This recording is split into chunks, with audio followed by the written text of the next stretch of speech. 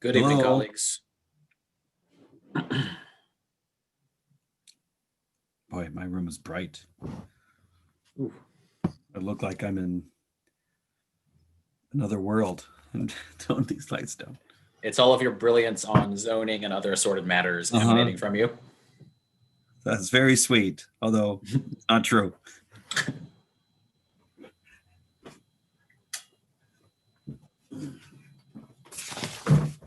That's better. Good evening, Mr. Majority Leader. Good evening. Good evening, Alder Marshad. Good evening, Mr. Chair. Good evening. Once Alder Ferrara Santana connects to audio and video, we will have a quorum. I am expecting other members of this committee as well, but I will begin with a notice as soon as we have a quorum.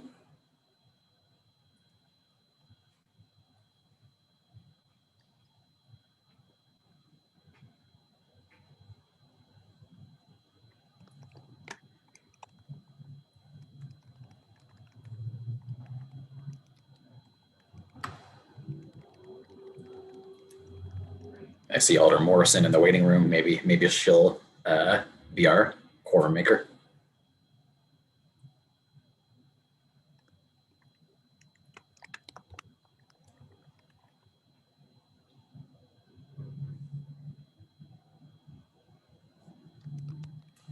Good evening, Alder Morrison. Good evening. I don't know why this thing looks so cloudy, but at least I have internet today. That's huge. Thank you today, Frontier, That's a win. especially with them. It's very atmospheric, Alder Morrison. I know. I know. Ooh. Wonderful. Okay, we have quorum. I'm gonna get this meeting started. I will read the notice. I would gavel if I had a gavel, but instead I'll just read the notice as soon as I pull it up.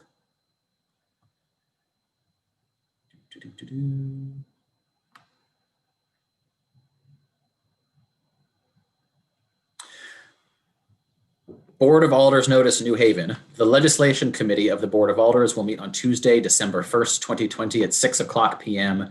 via video conference at https://bit.ly/3indcsx and by phone at 646-558-8656, webinar ID 980-0935-0731 to hear and act on the following items. For required password, contact public testimony at newhavenct.gov. 1. OR 2020-0027, ordinance authorizing the mayor to protect job security for hospitality employees during the COVID-19 pandemic by establishing a worker's right to recall hotel employees and ensuring that New Haven hotel employers honor their formerly laid off employees by returning them to work in their previously held position or in new positions available with qualified training. 2. OR 2020-0024, ordinance amendment amending Article 2 noise control ordinance to require the owner or operator of any refuse collection mobile noise source to provide any global positioning system GPS data in his or her possession that is relevant to a credible allegation of a violation of Article 16, Section 17-129C upon request by the city's chief of police or designee. Per order, Honorable Charles Decker, Chair. Attest, Honorable Michael Smart, City Clerk. These items are on file and available in the office of the City Clerk, room 202 at 200 Orange Street, New Haven, Connecticut 06510. For accessibility-related accommodations, please call 203-946-7833 voice or 203-946-8582 TTY-TDD.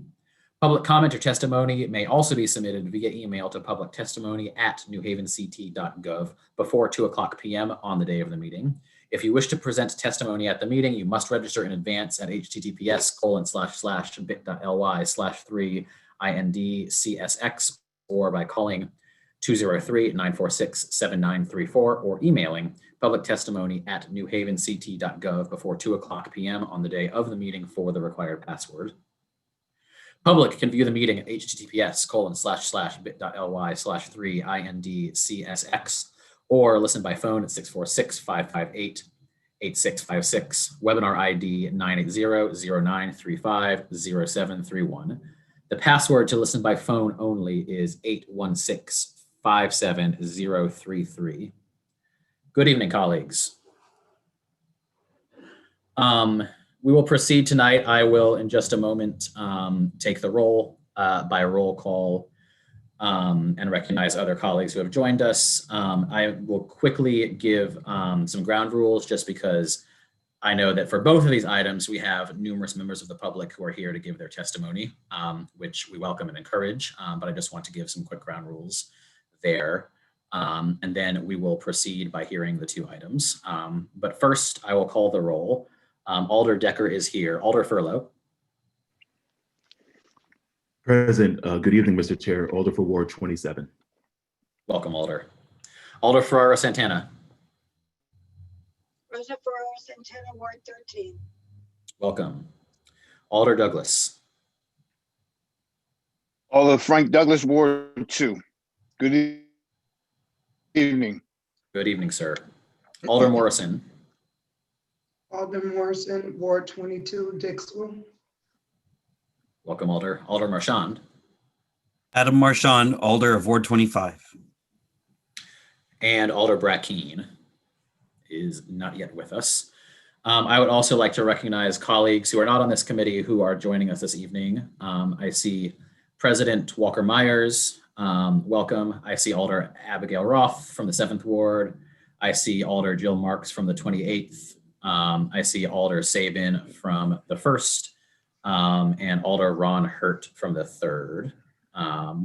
Welcome all of my honorable colleagues. I'm just quickly scanning the attendees list to make sure that I have not missed anybody. Wonderful. Okay, so we will proceed tonight in order of the agenda with the item on worker recall and then the continuation of the public hearing for the GPS ordinance, which we started in our meeting last month. We will have the makers of those items present. Colleagues on this committee then can ask those makers any questions, and then we'll have public testimony. To my colleagues, I would just say that it is our job to be thorough, to be inquisitive, to ask questions, to, think about and study these issues from all angles. That being said, it is also very important that we get public testimony. So at this point, I'm not going to set a limit on number of questions, but please be thoughtful and as succinct as you can while still getting the information that you need, including if somebody's already asked you a question. You don't necessarily need to re-ask it unless you have a different angle. And then for members of the public, similarly, these are very important issues. We have a lot of attention on them tonight. So please be as succinct as possible in your comments. At this point, I think we have, again, I know a lot of people are here to watch, a lot of people are here to testify, but please be mindful that a lot of people are here to testify. Not everybody can, comfortably stay here till 10 or 11 p.m. If somebody has already made your point or made your comment, when it is your turn, you can also just say, I agree. With that, let us head to item 1, which again is OR, pull my agenda back up here, OR 2020-027, the ordinance authorizing the mayor to protect job security for hospitality employees during the COVID-19 pandemic by establishing a worker's right to recall hotel employees and ensuring that New Haven hotel employers honor their formerly laid off employees by returning them to work in their previously held positions or in new positions available with qualified training. So I believe we have some folks from the administration and perhaps Attorney King who will be presenting this item. So whoever that is can go ahead. And I will say preemptively before I have to cut anybody off, and this goes for everybody, you must start your comments by giving us your name and your address for the public record. Okay, thank you very much. Good evening, everybody. Thank you for your time and attention tonight to this item. My name is Patricia King. I'm the Corporation Counsel. My address is 32 Vista Terrace in New Haven. So I'm going to be brief because I believe there will probably be quite a number of people who will want to testify about this item, who I think will be quite impressive in terms of conveying the importance of this item and the impact that we hope it would have on employees who are laid off from the hospitality industry due to the COVID-19 pandemic. What this ordinance does, it's fairly straightforward, so I'm happy to answer questions. I think it's fairly straightforward in the way it's worded and the way it's set out. It gives a tool for laid off hospitality workers to be recalled in order of their seniority to their former jobs when their employers are able to, after the slowdown caused by the COVID-19 pandemic. So it's really something that provides a tool for the workers. It's not something that the city is going to enforce. We've created this as a tool for the workers. A worker who felt they were entitled to be recalled under the terms of the ordinance would be the person who would bring an action to enforce the terms of the ordinance. The ordinance provides for attorney's fees for their counsel if they're successful. But it also allows the employer to make decisions about recall if, for example, an employer didn't want to recall someone for a disciplinary reason. So it's not forcing employers to bring back just everybody and anybody. If there's a legitimate disciplinary reason, and that's something that would be brought out in the process filed by the employee, then the employer has the right to make that defense, if you will. It's limited to a pandemic situation, and there's a built-in review by the Board of Alders for January 2022 to determine whether or not, or to determine the effectiveness of this ordinance.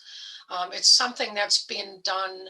I believe California now has a statute, but it's also been done in a number of cities across the country, in LA, San Diego, Sacramento, and a little closer to home in Philadelphia, and also in Providence, which is a city probably most similar to New Haven in terms of its size. I think it's meant to have a favorable impact on many of our city residents who are employed in these hospitality positions, many of whom are also people of color, to give them what reassurance we can that they will have a right to go back to their job, or at least to bring an action to enforce something to go back to their job if and when this pandemic is over, and it won't be soon enough for me.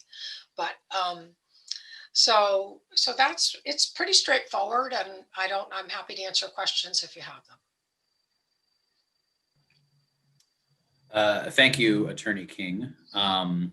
Before proceeding, I'd like to recognize Alder Carmen Rodriguez, not Common at all, but Carmen Rodriguez, who has joined us. Welcome, Alder. And I also see that Chief of Staff Madison has entered the room. Sir, do you have anything that you would like to add to this presentation? Sure, I'll be brief. Good evening, Chairperson Decker, Vice Chair Furlow, members of the committee. My name is Sean Madison. I'm the Chief of Staff for the City of New Haven and reside at 1279 Quinnipiac Avenue.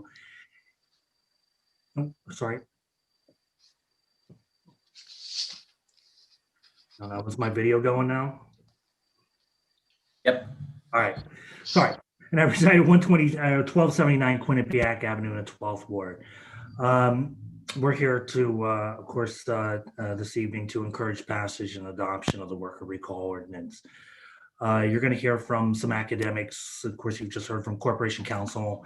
And more importantly, you're going to hear tonight the subject of the legislation, some of the workers. They're going to raise their arguments and give some reasonings for us. But a couple key points, this ordinance attempts to address the potential permanent job loss facing hotel workers as a result of the economic crisis caused by the coronavirus pandemic. This pandemic brought upon us all is not just a public health crisis, but it's also an economic crisis that's affected each New Havener in various ways. Connecticut started November. Accommodation and food service had the highest number of unemployment workers in the state. STR Data, it's a firm that collects data and through analytics projects trends, has forecasted that the U.S. hospitality industry is not going to fully recover until 2024. Purpose of this ordinance is to offer some of these laid off hotel employees, laid off through no fault of their own, with a right to return or be rehired into their previous jobs.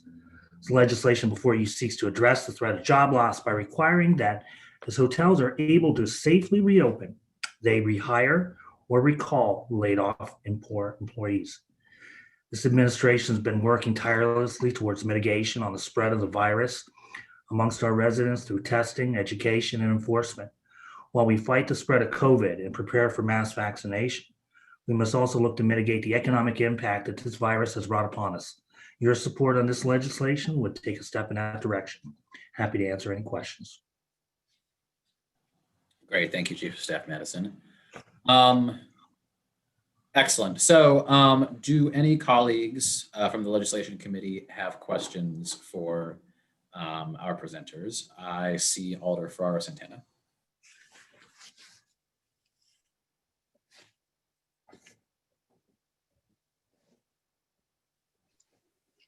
I couldn't get my mouse to work again. Sorry about that. Yes, my concern is when Attorney King spoke, this wasn't a tool for workers to use unless they absolutely know for certain that an employee was not brought back and someone else has come in. Is that correct, Attorney King?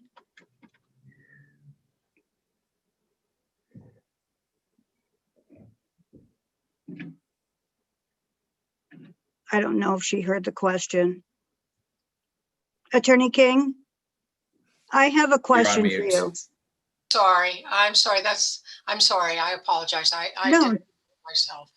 No problem. My question is that you had stated that the position that the city was taking is that this is just a tool. It is not an enforcement guideline. And so what workers' rights would they have to enforce this issue?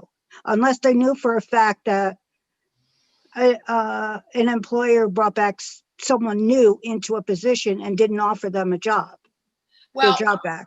I'm sorry. Under the ordinance, the employer is required to notify the employees of positions that are available. Okay. So the employer also has obligations. Okay. And But there's no enforcement. Yeah. So the way it's a tool for the employer is for the employee then to bring their own action. Okay. Okay. It gives them an opportunity. Otherwise, if there's no right under a collective bargaining agreement,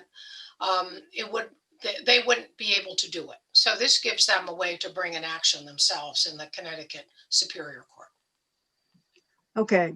But most companies, if I'm not mistaken, have already applied for PPP loans. And the PPP loans were to rehire employees back when they got the funding. Is this taken into effect the same situation? Well, Because most employers didn't hire people back. They gussied up their facility instead of hiring people back. So that's my question. Yeah, I mean, Alder Santana, if I could jump in here, I think you're right in some of that assumption. Not all employers, but no, not all, but some did. And again, what this seeks to do is one of the remedies on this is by the creation of municipal ordinance creates a cause of private action. Okay. Is what it does. Okay. I'm just worried about it only because I don't feel that the workers have too many rights in this situation.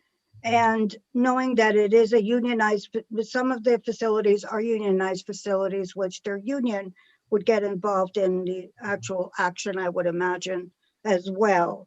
But I'm concerned about ones that don't have unionized facilities and they will be the ones who are going to take the brunt of this. And we've seen it in the past. And as you stated earlier, Attorney King, that that when an employer, maybe the person didn't know that they had a grievance with their supervisor or whatever the case may be, but then all of a sudden is not hired back and doesn't know why. Right. Well, as I said, under the 38.3 section, and there are certain obligations under the employer as to what they have to do to notify employees. Okay, So they would be obligated to do that. So it does also impose some obligations on the employers. okay, thank you. You're welcome. All set, Alder? No, sir, thank you. Great, thank you. Further questions from members of this committee?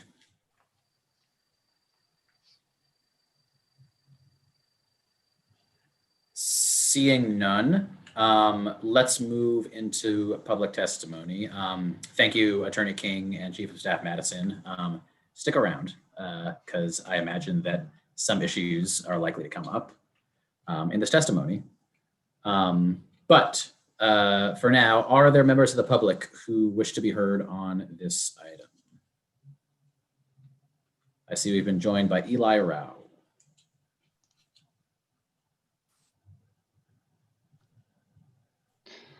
Hello, my name is Eli Rao. My address is 104 York Square Place in New Haven, and I'm a PhD candidate at Yale University. And I submitted a written report documenting the impact of COVID-19 on unemployment and demographic trends in the hospitality industry. And today I'll quickly summarize the findings, and the analysis relies on current and historical employment data from Connecticut and a combination of state and national demographic data. Data from the Connecticut Department of Labor and the US Bureau of Labor Statistics reveal that hotel employees in Connecticut have been disproportionately affected by the COVID-19 pandemic. Leisure and hospitality workers comprise a growing share of Connecticut's workers, but have suffered worse economic effects than workers in almost any other economic sector. Unemployment among hospitality workers in Connecticut has risen sharply during the pandemic. From January 2017 to February 2020, just before the pandemic developed, seasonally adjusted employment in leisure and hospitality ranged from about 155,000 to 159,000. At the start of the pandemic in March 2020, that number dropped to 144,600. And as of September 2020, employment in leisure and hospitality is approximately 127,900, a decline of 19% from February 2020. Thus, leisure and hospitality's proportion of total Connecticut employment has declined. In April 2019, leisure and hospitality accounted for 10.9% of total private employment in the state. In April 2020, these industries accounted for only 5.8% of total private employment, a nearly 50% reduction. Additionally, industries within leisure and hospitality have accounted for 22% of total weekly continued unemployment in Connecticut, making it the hardest hit sector in the economy. And within the leisure and hospitality supersector, the traveler accommodation industry, which includes hotels, was even more hard hit than the rest of the sector. From March to September of this year, the number of average weekly unemployment claims within the industry was 3,903, which is equal to 37% of the total 2019 employment within the industry. And by the end of October 2020, there were still 2,419 active continued unemployment claims in the industry, accounting for 23% of the 10,441 workers that the industry employed in 2019. The data also reveals that the populations experiencing the most unemployment in the traveler accommodation industry amidst the pandemic are disproportionately people of color and women. Women account for 64% of the unemployment claims between March and August 2020 in the traveler accommodations industry, even though they make up 57% of the workers in the industry and 51% of the total Connecticut population. And with regards to race, before the pandemic, the traveler accommodation industry was 44% white and 52.4% non-white. During the pandemic, 39% of unemployment claims have come from white employees and 54% from non-white workers, and 50% of these have been from Black or Latino workers. So in conclusion, the data show that the hospitality industry is being hit harder than almost any other industry in the state. And furthermore, people of color and women are suffering the most from unemployment as a result of their disproportionate representation in the hotel industry. Thank you. Thank you, Mr. Rao. Do any members, do any of my current colleagues on this committee have any questions for my former colleague from the Political Science Department? Alder Furlow. Thank you, Mr. Chair. I didn't see the report in our package, and so through you, if we can get that report, I think that would be very helpful as part of our package. Keep on file. Yes, absolutely, indeed. We will make sure that we all get a copy of that. Thank you. Any other questions? Seeing none, thank you, Mr. Rao. And who do we have next?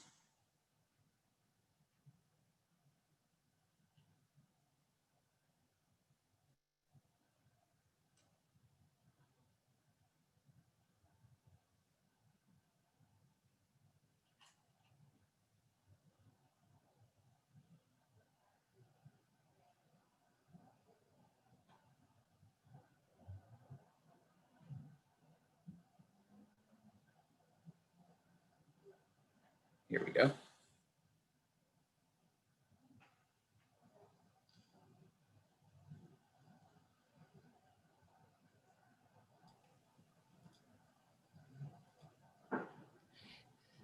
Thank you. I can go next. Please. Thank you for having me. My name is Rakaya Yerby, and I am a professor of health law and public health at St. Louis University. I received my master's of public health from Johns Hopkins, my law degree from Georgetown University Law School, and I worked at the U.S. Department of Health and Human Services as assistant regional counsel. My work Dr. Yerby, can you also just give us your address for the record, please? 100 North Tucker Boulevard, St. Louis, Missouri. Thank you. My academic work focuses on racial disparities in health, public health law, and the political economy of healthcare. And I'm here to share with you a brief analysis of why the proposed recall legislation, worker recall legislation, will create public health benefits. I submitted a written report, and I will just briefly summarize these points. This analysis was prepared in partnership with the COVID-19 Task Force on Racism and Equity, a national task force on public health, researchers, practitioners, and providers seeking to address inequities, particularly those that are a result of the impacts of COVID-19, of the COVID-19 disease. First, a greater sense of job security will increase compliance with COVID-19 mitigation recommendations. Economic factors have played an important role in determining the level of compliance with local shelter in place and other COVID-19 mitigation recommendations and mandates in the US. Improving the economic conditions of residents will also lead to increased compliance with risk mitigation recommendations and therefore increase community safety, particularly in those communities that have been hit the hardest. Second, racial disparities constitute a public health matter. You have this summer, as many others have, declared racism as a public health crisis, and this is one area. Latino communities suffer from public health disparities resulting from decades of racist policies in employment, housing, and healthcare.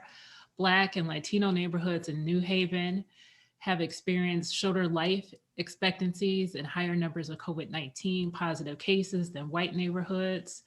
And the hospitality workforce is disproportionately constituted of Black and Latino workers. Government interventions such as this worker recall ordinance can mitigate the inequitable impacts of COVID-19. Third, a greater sense of job security will reduce stress levels for hotel workers, which will protect the immune systems of a population at higher risk of contracting COVID-19. It is well documented that higher stress levels are associated with decreased immunity and other dysfunctions of the immune system. Being displaced from work with no hope of return creates additional stressors and mental health challenges for the hotel industry's low-wage, disproportionately Black and Latino workforce, which may impair their physical and mental well-being. Fourth, experienced tenured employees are better situated to create a safer workplace for themselves and for hotel customers. It is well documented that employees' ability To speak up about concerns relating to physical harm, unsafe working conditions, and other safety concerns is valuable to the health and safety conditions of a workplace. Workers who know their workplace setting well are better able to mitigate health risks and safety risk. And with that, I will stop, and I'm happy to answer any questions. And thank you for your time and consideration. Thank you very much, Professor Yerby. And we will also make sure that that all colleagues on the committee get a copy of your written report as well. Do any colleagues have questions for Professor Yerby? Seeing none, thank you very much for your testimony. And let's see who is next.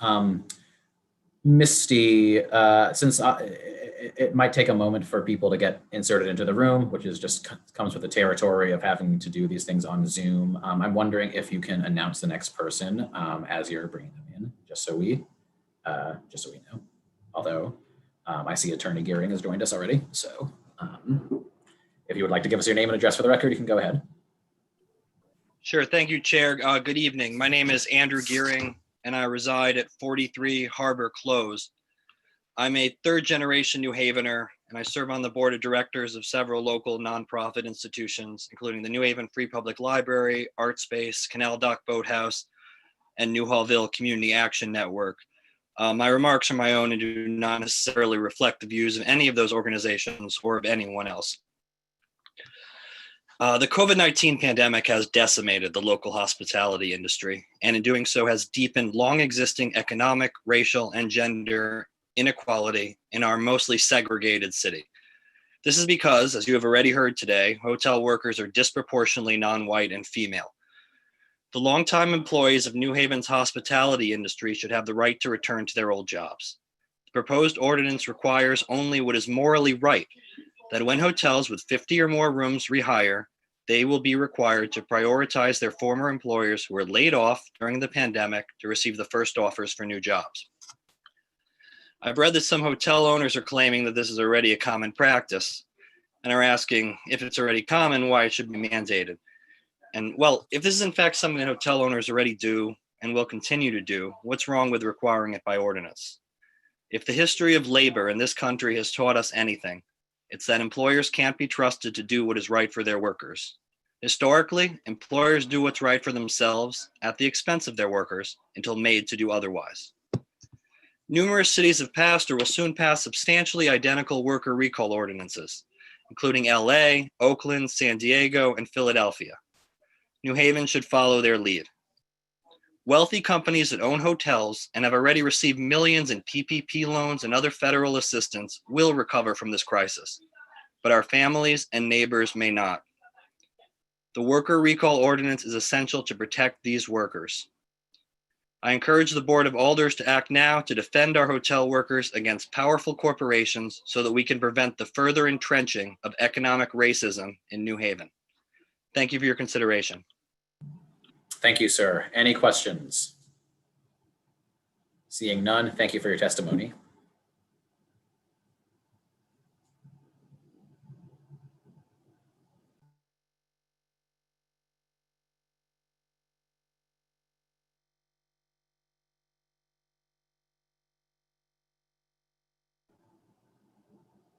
Who do we have next?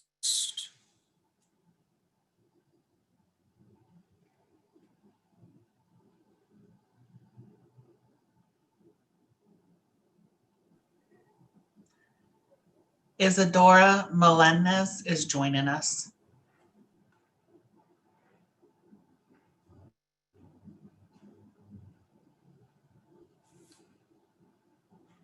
Isadora, are you with us? Hey, sorry, I have Raquel Corona on the phone. She hasn't been able to get in. I was meant to testify only as a translator. I see. If you have her on the phone, you can call the number and she can testify verbally and you translate for her. Okay, all right. My apologies. I think it'll take us a minute to understand that technology, so maybe we'll get skipped over. Okay, we'll leave you in here. When you get, we'll come back to you after each person. Okay, thank you very much. Great. Working on that technology. Thank you, Mr. Lucas.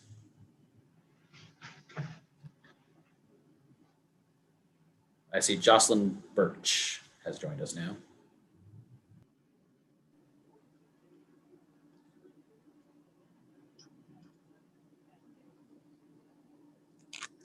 Hi, my name is Jocelyn Birch. I live at 137 Diamond Street in the Beaver Hills area. When I started at the Omni Hotel, my daughter was 8 years old. She's 31 now.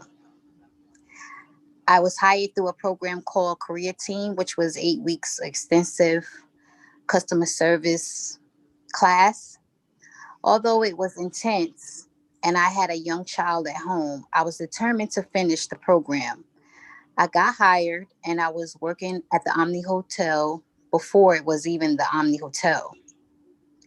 I was there scraping putty off the walls, the tubs, and the floors, putting the mattresses and the guest rooms together.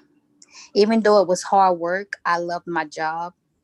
If you like what you do, you're going to do it properly.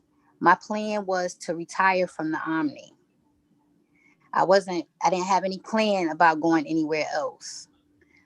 But in March, my coworkers and I were furloughed. Now I pay out of pocket for my health insurance and I'm on unemployment. My youngest brother, he is a diabetes and he's in a nursing home. So I'm trying to balance out the stress of losing my job, applying, and I applied for unemployment extensions and my health. My anxiety level has been so high, I ended up having to get on anxiety medication. I worry about not being able to go back to my job. I'm 48. I can't imagine starting over in the middle of a depression and trying to look for a new job, especially a job that will have safety standards that protect me from COVID. Me and my coworkers need this bill to be passed. After 23 years with the hotel, I need to know that when it fully reopens, I won't get passed over. Thank you. Thank you for your testimony and for sharing your story with us this evening. Do any colleagues have any questions? Seeing none, thank you again. And we'll move on to the next person. Let me first ask, Isadora, is your person with us yet? I will assume not yet. Yes, Charles. Yes. We're on the phone, 305. I see a 305 number in the participants, so this should work. 305.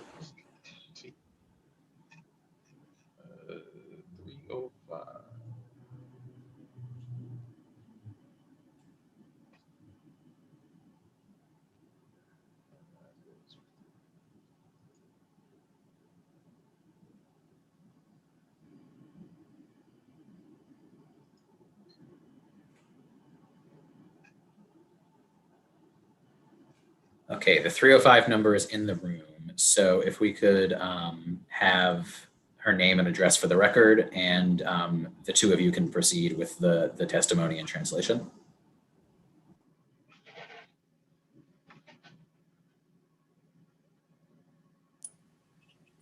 Alder Decker, can you hear us? I can hear you, Isadora. The host would like you to unmute your microphone. You can press *6 to unmute. The host would like you to unmute. Getting an echo. Mr. Lucas, I'm wondering if there's a way to take the phone participant off of mute on our end, because I suspect that might be the problem. I know that you have to press some series of buttons on Zoom if you're on the phone. We've pressed *6 a series of times. I can hold the phone up to the microphone if that's possible. Let's see if it works. Okay. My apologies. None of us are, Challenging you know, has been tech very difficult. Yes. support, so.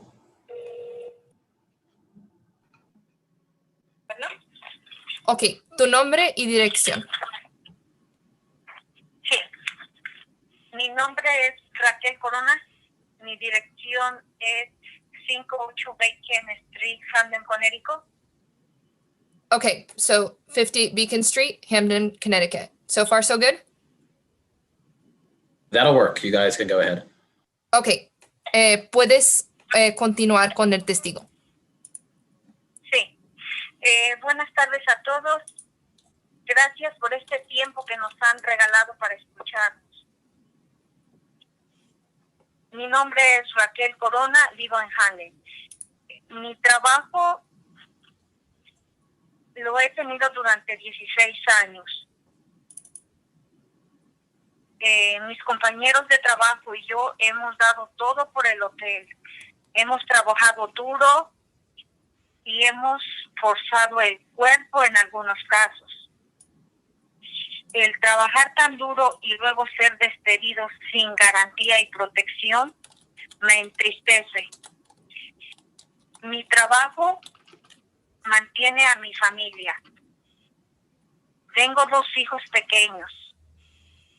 Mi marido trabaja por temporada. Cada invierno yo soy la que paga las cuentas. Ahora estamos en tiempos muy duros. No sé qué vamos a hacer cuando llegue el día de la renta. Recientemente fui a la tienda y mis hijos querían unas paletas de hielo. Tuve que decirles no, pues tenemos que ahorrar ese dinero para las cuentas.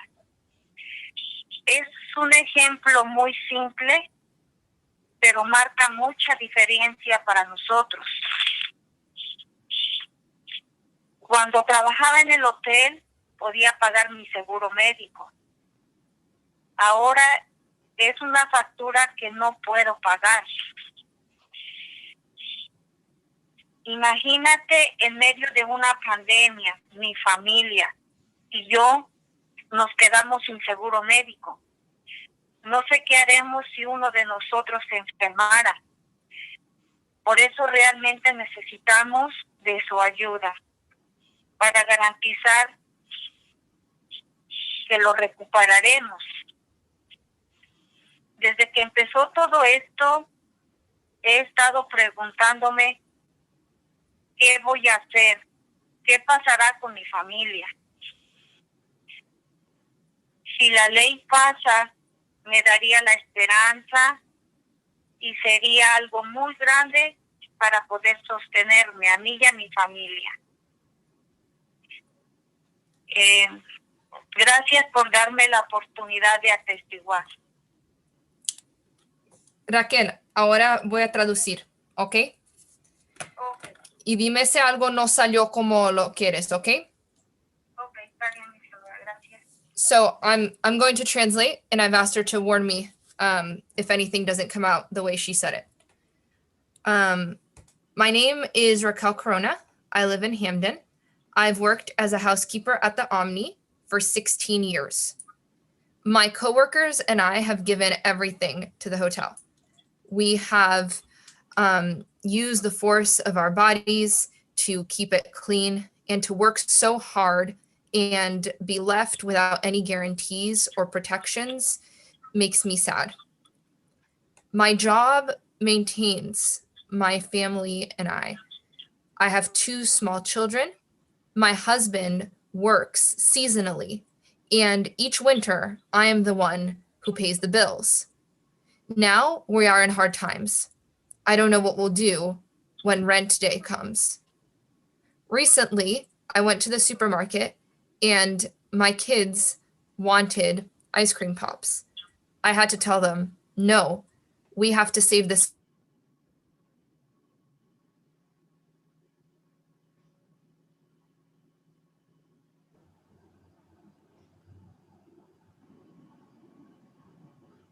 Another bill that I can't pay. Imagine, in the middle of pandemic, my family and I don't have medical insurance. I don't know what we're going to do if one of us gets sick. That's why we really need your help to guarantee that things will get better. Ever since this began, I've been asking myself, what am I going to do and what's going to happen with my family? If this law passes, it's going to give me hope and something to depend on. Thank you very much for the opportunity to give testimony.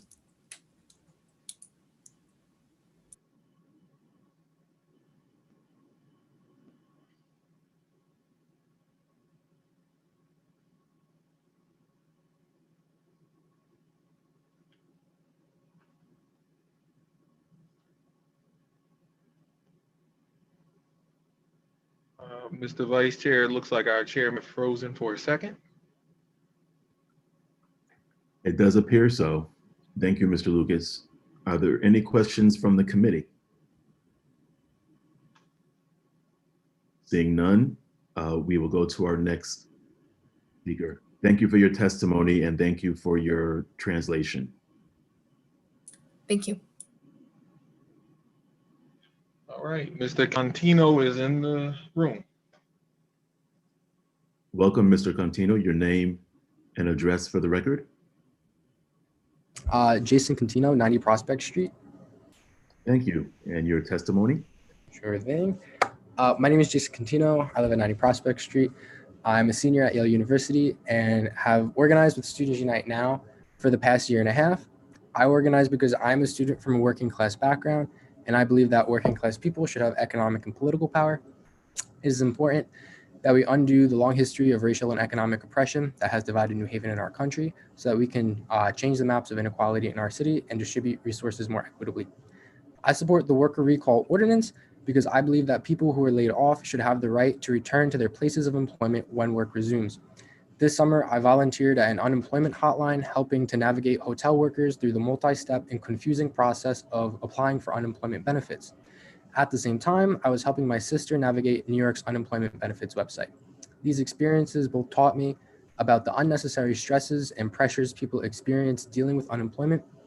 Without recall protections, hotel workers are left to navigate this system with no end in sight. I strongly support the ordinance before the legislation committee tonight. That's all I got. Thank you. Thank you. Are there any questions from the committee for our testifier this evening? Seeing none, Mr. Contino, we thank you for your testimony. Next, we have Chelsea Connery. Is that right, Mr. Lucas? That is correct, with Fatima Rojas. Okay. Welcome. Your name and address for the record, please. Thank you. Good evening, everyone. My name is Fatima Rojas. I live on 49 Livingston Street, second floor, here in New Haven. I'm going to read this statement on behalf of Semilla Collective. I'm going to read it in Spanish. And then after my presentation in Spanish, when it's the turn, another of our members in Semilla Collective will read it in English for the record. I just want to make sure that everybody have the opportunity to understand in both languages. Okay, and Chelsea, interpreting, is that what you're saying? Yeah, I will be reading it in English. Okay, so when it comes time for you to read in English, if you would just give your name and address for the record, and I turn this back over to our chair, Chair Decker. Thank you. Thank you, Vice Chair Furlow, and apologies for my internet crashing, but we are back now. So you may proceed as Alder Furlow has indicated. Thank you. So, como dije, mi nombre es Fátima Rojas. Hago esta declaración representando al colectivo Semilla. Semilla es un colectivo de base comunitaria formado en el otoño de 2019 para luchar hombro con familias migrantes y trabajadoras y para preservar nuestras tradiciones organizando eventos culturales en nuestra comunidad. Muchos de nosotros en el colectivo Semilla hemos estado activos y en pie de lucha ya por décadas en esta ciudad, específicamente aquí en New Haven. Con el inicio de la pandemia, el colectivo creó una red de mutuo apoyo. Vecinos y amigos, muchos de los cuales son indocumentados, han trabajado juntos para solidarizarse de forma mutua durante esta crisis. Hemos recolectado alimentos, dinero y otros recursos para redistribuirlos entre las familias de nuestras comunidades que perdieron sus ingresos debido a la pandemia. Muchos de estas familias no tienen acceso a ningún cheque de estímulo del gobierno, ni asistencia nutricional o asistencia para la vivienda del gobierno federal. Sin embargo, nuestros esfuerzos han estado lejos de ser suficientes. Si bien nos hemos solidarizado con más de 600 familias en nuestra red, hay miles de familias que viven en condiciones precarias a medida que la crisis se prolonga. Nuestra ciudad también debe dar un paso al frente para proteger a nuestros residentes aquí en New Haven.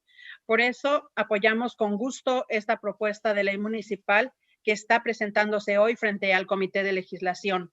Esta ordenanza es una parte esencial para garantizar que las personas de color que obtienen bajos ingresos en nuestra ciudad se recuperen de esta crisis, la cual es fundamental para recobrar la estabilidad general de la ciudad. Los trabajadores de hoteles se han enfrentado a algunos de los peores despidos de esta crisis económica.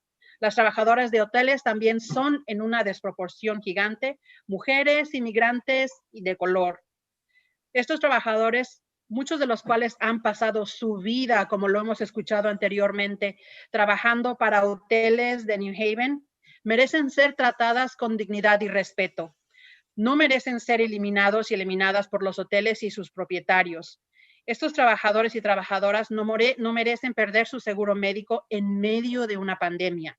Una y otra vez, las corporaciones poderosas se han beneficiado de las rescisiones económicas y los gobiernos se han apresurado a rescatarlas. Mientras tanto, las personas marginadas se han visto obligadas a valerse por sí mismas. Esta misma desigualdad económica ha generado y dejado a nuestra comunidad sin estar preparada para la pandemia y la recesión subsecuente. Hoy, mientras enfrentamos no solo un colapso económico, sino también una crisis de salud pública, debemos exigir más para nuestra gente. Los que crean las políticas deben priorizar la protección para nuestra clase trabajadora. Este proyecto de ley es un primer paso para una recuperación justa del COVID.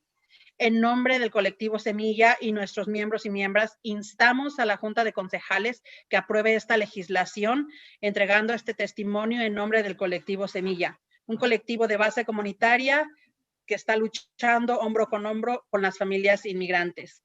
Muchas gracias. Thank you, Fatima. My name is Chelsea Connery, 90 Nichols Street, New Haven.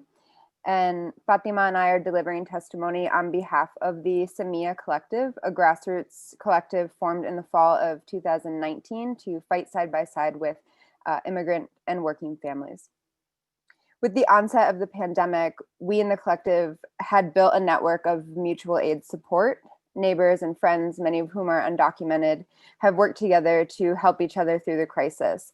We've collected food, money, and other resources to redistribute among families in our communities who lost income due to the pandemic. Many of them do not have access to stimulus checks, nutritional assistance, nor housing assistance from the federal government. Since March, we've distributed over 6,000 food boxes and hundreds of dollars of cash assistance. However, our efforts have been far from enough. While we have had over 600 families in our network, there are thousands of families living precariously as the crisis drags on. Our city must step up to protect its residents, and that's why we're pleased to see this ordinance in front of the Legislation Committee today. This ordinance is an essential part of ensuring that low-income people of color in our city recover from the crisis, which is critical to the city's overall recovery and stability. As discussed by prior testimonies, hotel workers have faced some of the worst layoffs of this economic crisis. They're also disproportionately women, people of color, and immigrants. These workers, many of whom, as we heard previously, have spent their lives working for New Haven hotels, and they deserve to be treated with respect and dignity. They do not deserve to be cast aside by hotels and major owners, lose their health insurance in the middle of a pandemic. Time after time, wealthy corporations have profited from economic recessions, and governments have rushed to bail them out. Meanwhile, our marginalized people in our communities have been left to fend for themselves. And this very economic inequality has left our community unprepared for the pandemic and ensuing recession. Today, as we face not just that economic collapse, but also our public health crisis, we must demand better for our neighbors. Policymakers must prioritize safeguards for our working class, and this bill is the first step to a just recovery from COVID. On behalf of Semilla Collective and our members, I, Chelsea, and Fatima urge the Board of Alders to pass this legislation. Thank you for your time. Thank you to both of our presenters from Semilla Collective. Before we continue, I see that we've been joined by Alder Ellen Kubo from the 8th Ward. Welcome, Alder Kubo. Do any colleagues have any questions for these presenters? Alder Furlow. Thank you, Mr. Chair. I normally wouldn't interject, but I just want to say to our presenters, well said, very well said. Thank you. Thank you, Alder Furlow. Thank you. Anything else from the committee? Seeing none, we thank you very much for your testimony. And I see John Lee up next.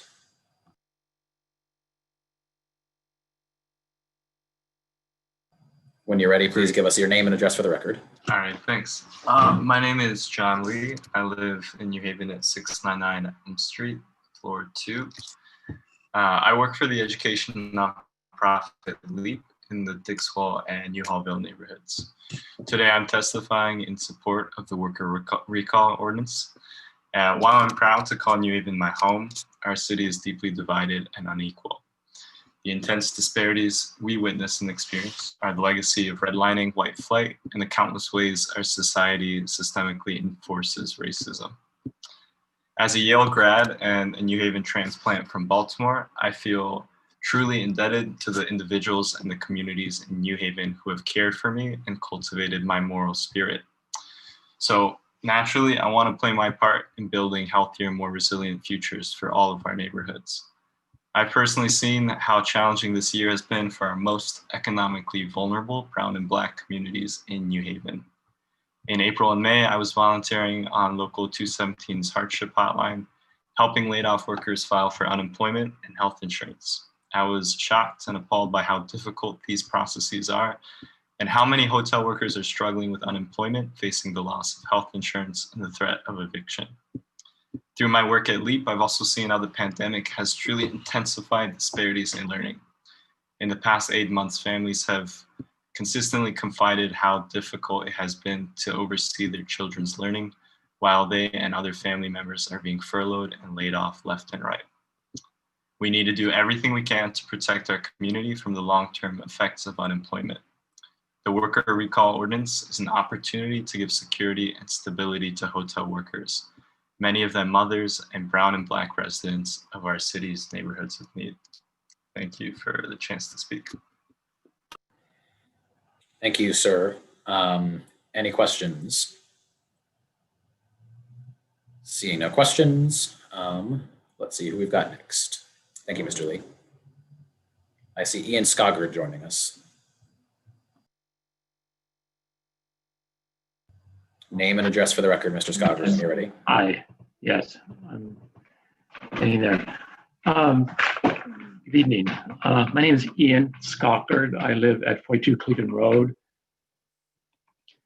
Sorry about that. Let's try that. Okay. Is that working? Okay.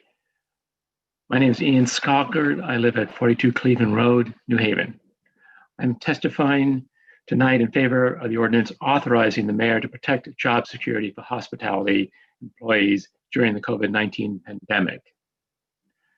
I strongly feel that we have to protect job security for hospitality workers because job security is the bedrock of community. Good jobs are the foundation for good families, good neighborhoods, and a good city. I am a member of New Haven Rising, and this has been a goal of ours from the start. We have fought hard to get companies and institutions such as Yale University to hire locally. A good job brings money into the neighborhoods and city to create a robust economy. Unfortunately, the pandemic has undermined all of this, but we will recover from the pandemic. It's important that when things do get better, the people get their jobs back and continue to be the rock for the neighborhoods and city. People have already begun families, bought homes, or shopping locally, and improved their properties. This should continue. It makes no sense to lose what has already been started and accomplished. Why start from scratch again? Why pull the plug on all that has been accomplished so far? Laid off hospitality workers need to return to their jobs so that they can continue to make this city thrive. Let's keep the good times rolling. Thank you. Thank you, Mr. Skogert. Any questions? Seeing none, we thank you for your testimony. Next up, I see Charlie Taylor has joined us.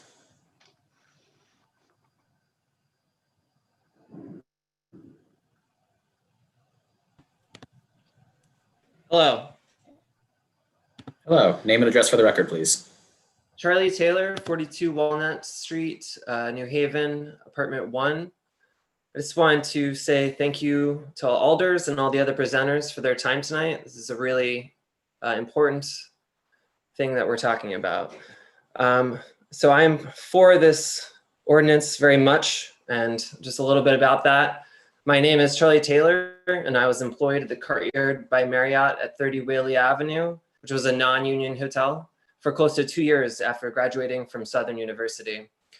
I worked as a front desk associate, as well as a night auditor, which meant that I worked first and second shift during the week and third shift on Friday and Saturday nights. I took the job at the time because it was $12 to $13 during a recession, depending on the shift, and I had both health and dental. The Marriott began renovations sometime into my employment, and with this came a wave of layoffs and firings. One day I came in for my shift as usual and was told by the new general manager that they were letting me go. I was never given a reason why, and there was no notice whatsoever. A short time after being let go, I received a notice that the hotel would be contesting my unemployment benefits and that I would have to attend a hearing to argue my case. I won my case outright, but began to understand if the company contested and I didn't show or hadn't received the notice, then they would have saved money. And what happened to me was never part of their concern. Losing that job meant that I lost health benefits. I'm on Husky now since losing my most recent job to the pandemic. However, I've spent the last decade without insurance, told I don't qualify for the insurance I could afford. This is why I'm speaking to you tonight. Without worker recall, far too many workers, our friends and family, our community, will be without benefits during a worldwide health crisis, without income in an economic downturn. Without worker recall, too many people will be forced to take jobs with unsustainable pay, as I did, jobs without benefits, or with benefits none of us, which benefits none of us, as COVID-19 numbers spike to their highest levels since the beginning of this pandemic.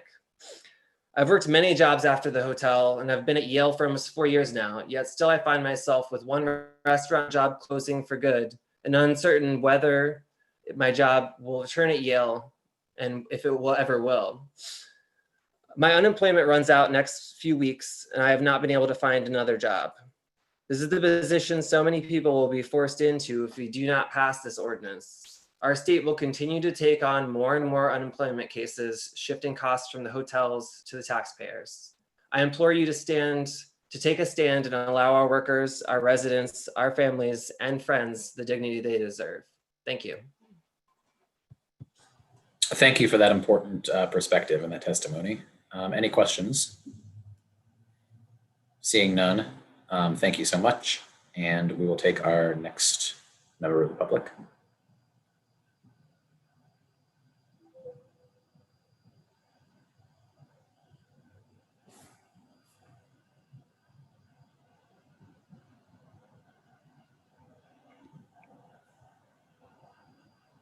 Hello.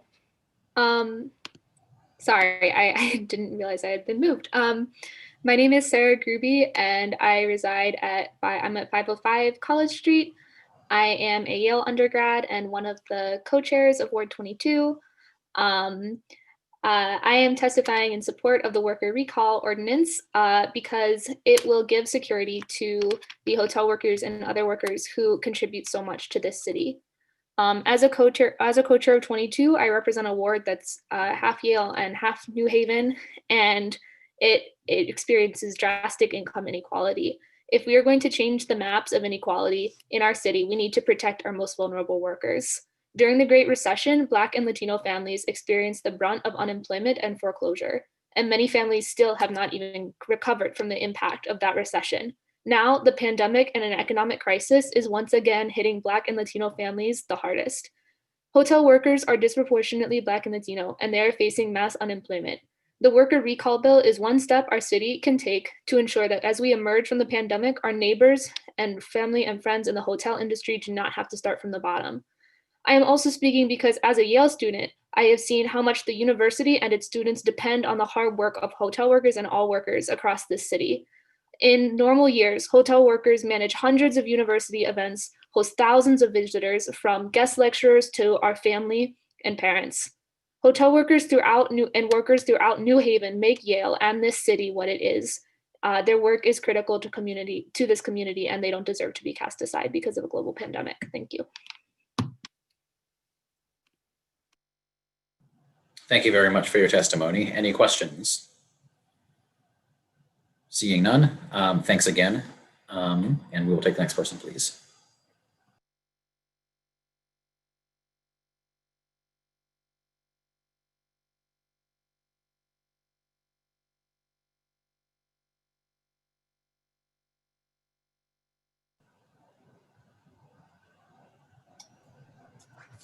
Hello, this is Ann Stress Farwell. I live at, I don't use the video, I'm not in my own house. I'm at 37 Worcester Place in New Haven. I very much support the hotel workers recall legislation. I've read the bill and the background research on it. Both very impressive and good work. I think that I'm particularly moved by the fact that this is one in a long line of difficult circumstances, as the report describes, really from redlining in 1937 forward, that these communities have had hit after hit. And it's important during the pandemic to do what we can to make sure that people who have done so much to build up our community and continue to do so are supported.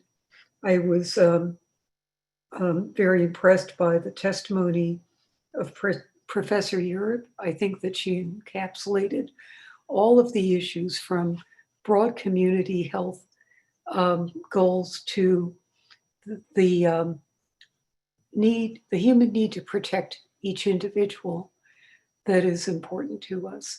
So thank you very much, everyone that has done work on this. And I'm very happy to be here tonight to support it. Thank you for your testimony. Any questions? Seeing none, thanks again. And we will take our next member of the public.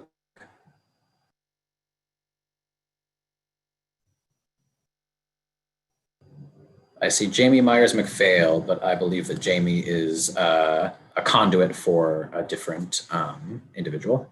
Yes, I have Claudine Wilkins Chambers on the phone with me. Claudine, can you share your testimony? Of course, I'd love to. Good evening. My name is Claudine Wilkins Chambers. I live at 66 Dodge Street in New Halldale. I'm a co-chair in Ward 19 and the former president of AFSCME Local 3429 Paraprofessionals Union. I'm testifying today of the worker recall ordinance because I want people in my neighborhoods to have good jobs, especially now during the pandemic. I think workers deserve a higher level of respect than we currently get. Hotel workers deserve respect. Housekeeping is glossed over as a low-class job, but it's back-breaking labor with high rates of physical injury. Like us paraprofessionals, hotel workers are underpaid and undervalued, but society depends on us. For 40 plus years, I've worked as a paraprofessional in New Haven public school system. to care for countless young people whose families did not have the resources or time to attend their school after school events. Single parents working 2 or 3 jobs to make ends meet. They can't attend to what their kids are doing after school. It's not because they don't want to, it's because financially they can't afford to do this work. Coupled with the lack of programs and safe spaces for young people, so they fall behind. Many of these families were in crisis due to a lack of good jobs and employment. I have been fighting for good jobs and racial justice, not only to support families, but to uplift my entire neighborhood, which is New Hallville. My neighborhood was redlined in 1937 and has not recovered. The patterns of unemployment and underemployment, higher rates of asthma, pollution, violence, and crime plague my community. Now COVID has taken so much from us. Some people can't afford the food they need to survive right now because of COVID.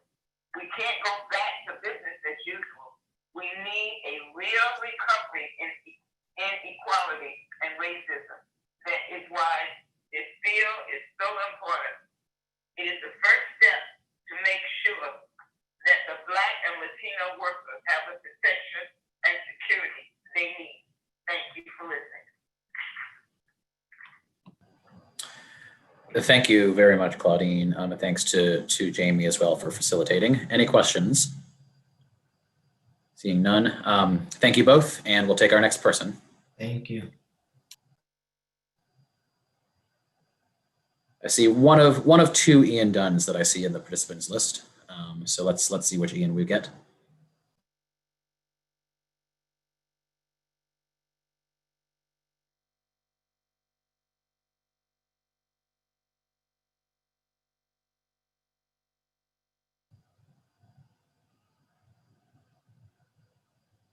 Do we have Ian?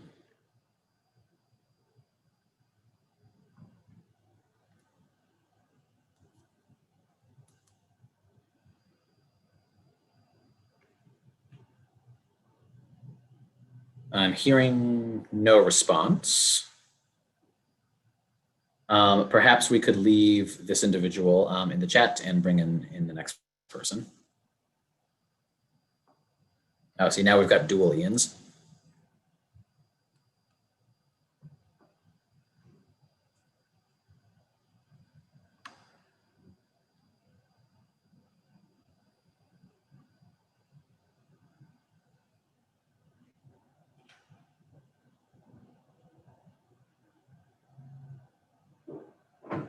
I see Chaz Carmone has come into the room as well. So Chaz, if you're ready, you can just give us your name and address for the record and proceed with your testimony. Hello, how you doing? My name is Chaz Carmone, 60 Springside Avenue, New Haven, Connecticut. I am the president of Ice the Beef here in New Haven. I want to just to appeal to your common sense.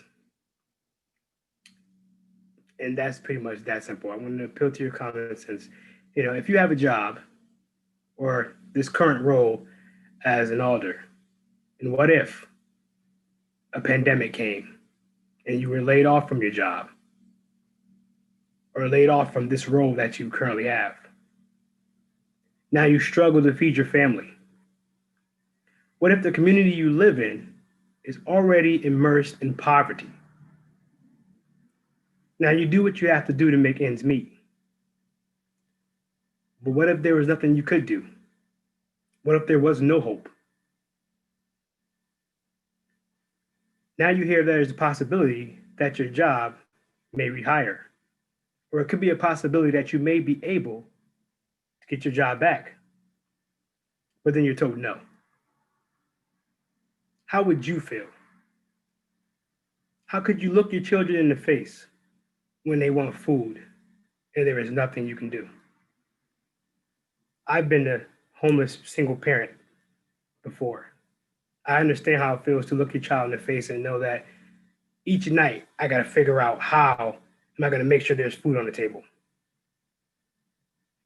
So I'm asking you, please, not as alders, but as mothers and fathers, sisters and brothers, grandparents, to pick up the mantle and do whatever you have to make sure our sisters and brothers can feed their families. This is not a decision, this is common sense. Right now in our city, gun violence is up high. Thefts, unemployment, poverty is crazy, the crime rate is up. See, when you don't rehire residents, you fuel poverty, you fuel gun violence. We take away the hope for more individuals in our city. We make our neighborhoods become more violent. So I urge you, as mothers and fathers and sisters and brothers, as neighbors, as New Haveners, to make sure our residents get back to work. Give them hope. Give the neighborhoods hope. And when COVID is over, years from now, when you look back on this situation, and you think of COVID-19 and the things that happened, and you ask yourself, what side did you stand on? Did you do everything in your power to help your people in your city during COVID-19? Did you allow these families to not have food on their tables? Did you fuel the fire of poverty and gun violence in our neighborhoods? Because we have a choice. We have a choice to help, or we have a choice to not help. So I urge you to use your heart. Think about what you're hearing in the neighborhoods going on and the gun violence and all these things.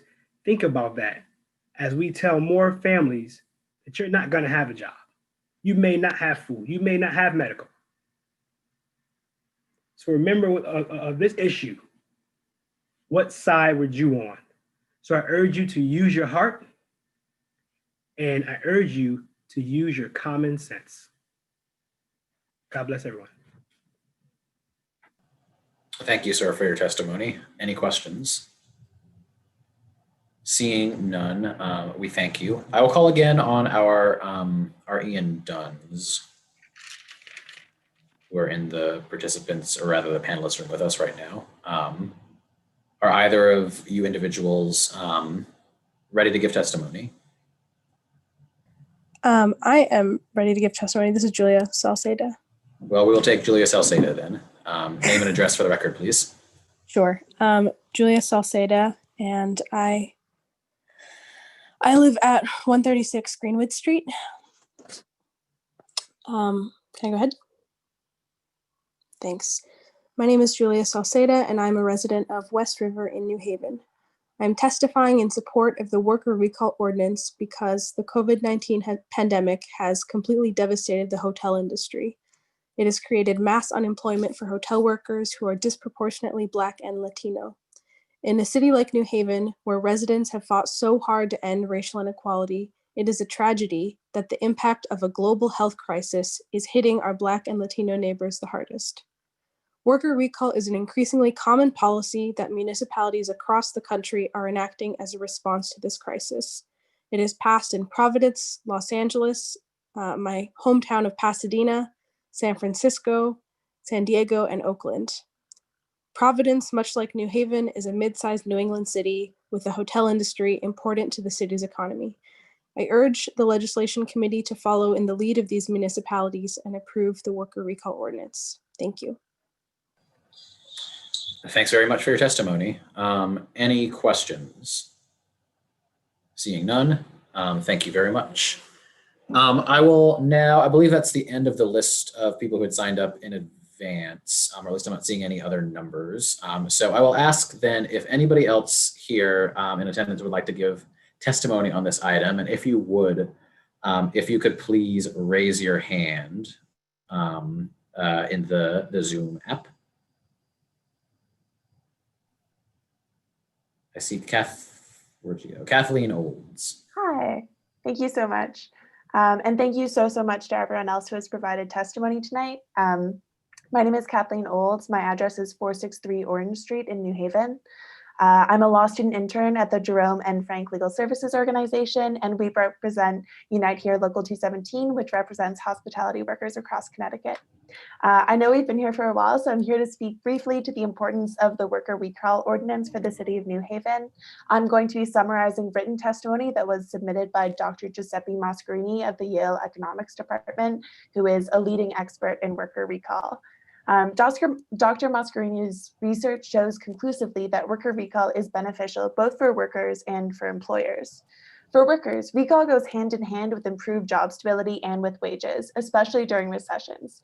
Workers who are fired through no fault of their own and not recalled are more likely to have lower wages and shorter job tenure for over a decade after being fired compared to workers who are recalled.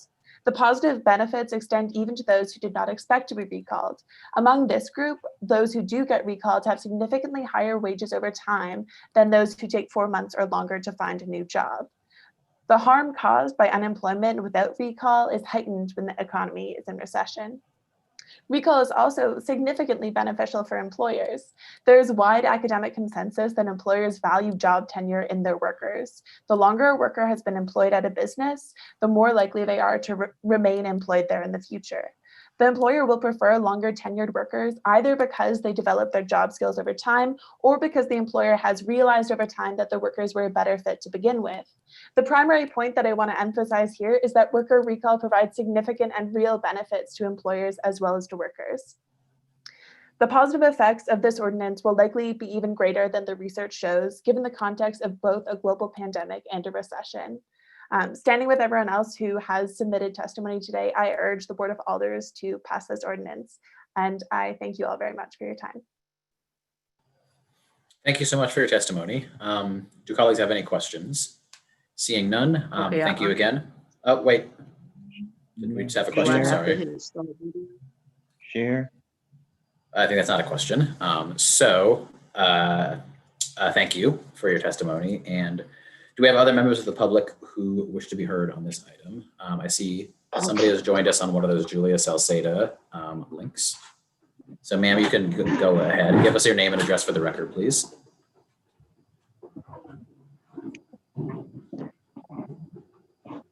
Letter.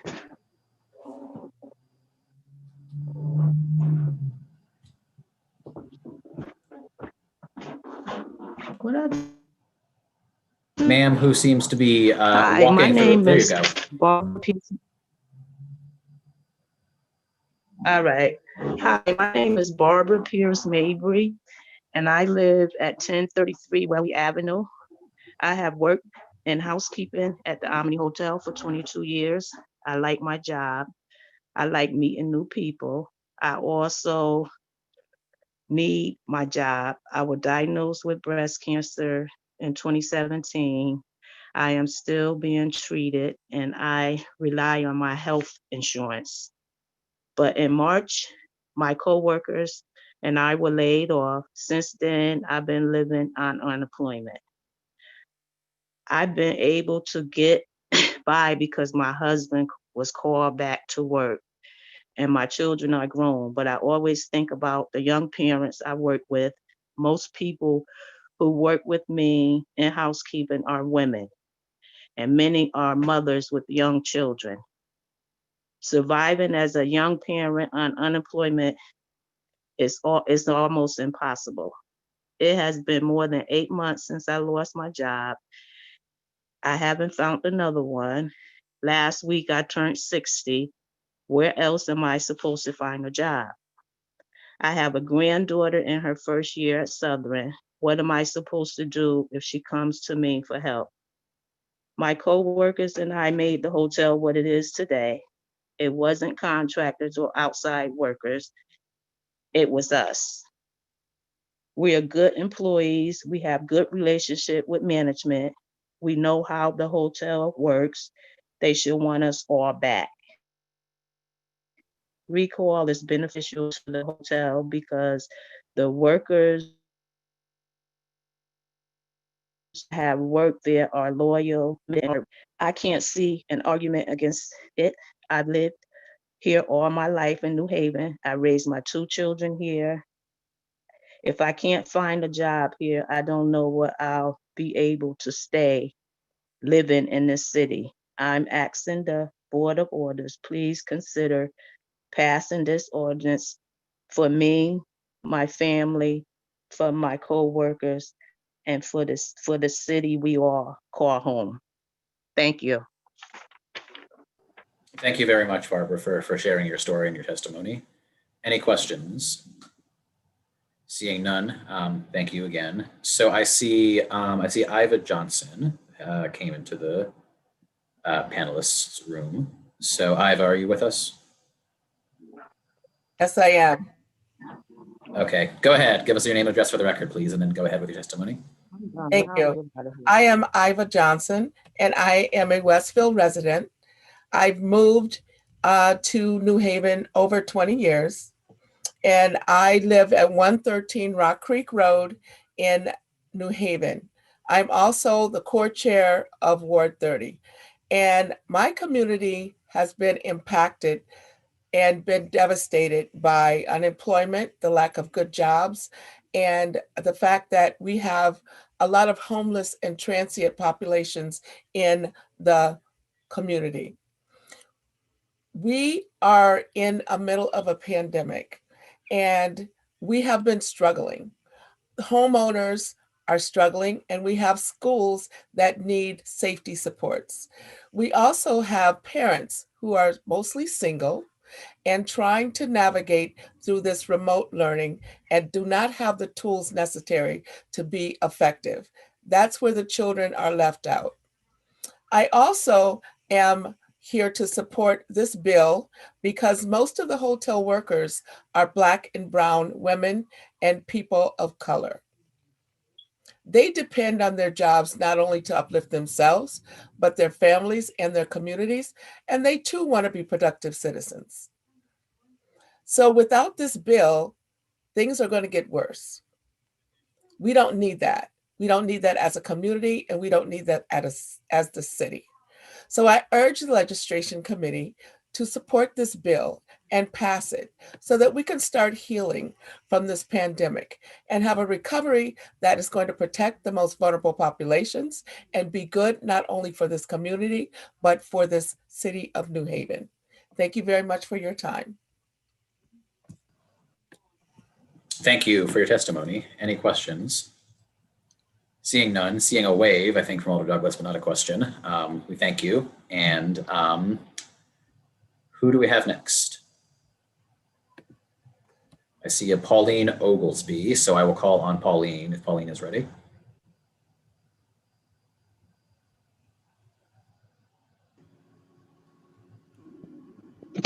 Good evening. I am Pauline Oglesby. Wonderful. Give us your address for the record, please, Pauline, and then you can go ahead with your testimony.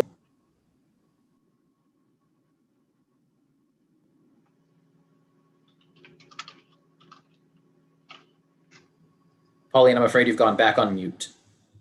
Can you unmute yourself, please?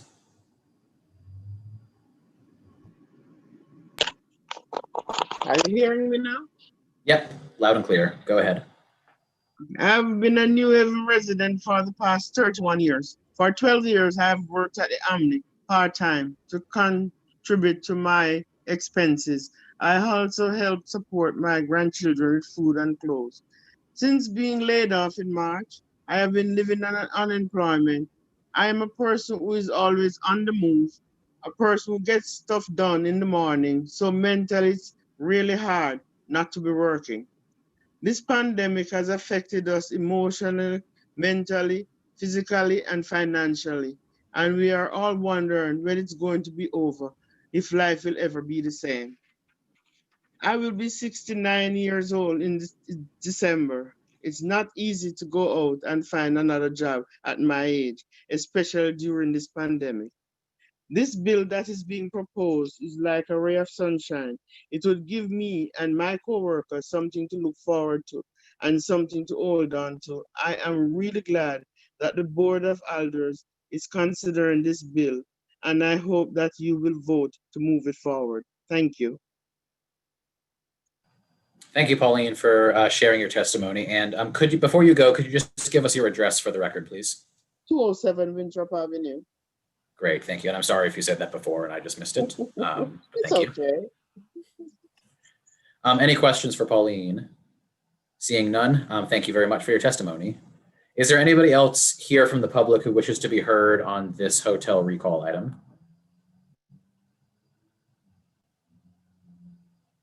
I don't see anyone joining us in the panelists, and I don't see any hands up in attendees. So I'll ask a second time, is there anybody else from the public who wishes to be heard on this recall item? I have seen a hand go up in the attendees, so let's give this person a minute.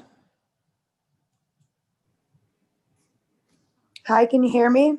We can. Please give us your name and address for the record, and then you can go ahead with your testimony. My name is Carla Velati. I live at 325 Lenox Street in New Haven. I've worked at the Omni New Haven for about 5-6 years now. And I've heard a lot of people, speak on the financial aspect of us losing our jobs and stuff like that. But it's also an aspect of actually getting up in the morning and not minding going to work. Like Pauline is my coworker, Barbara is my coworker. They actually speak for a lot of us when we say that we are the ones that make that hotel what it is. And we love to be there.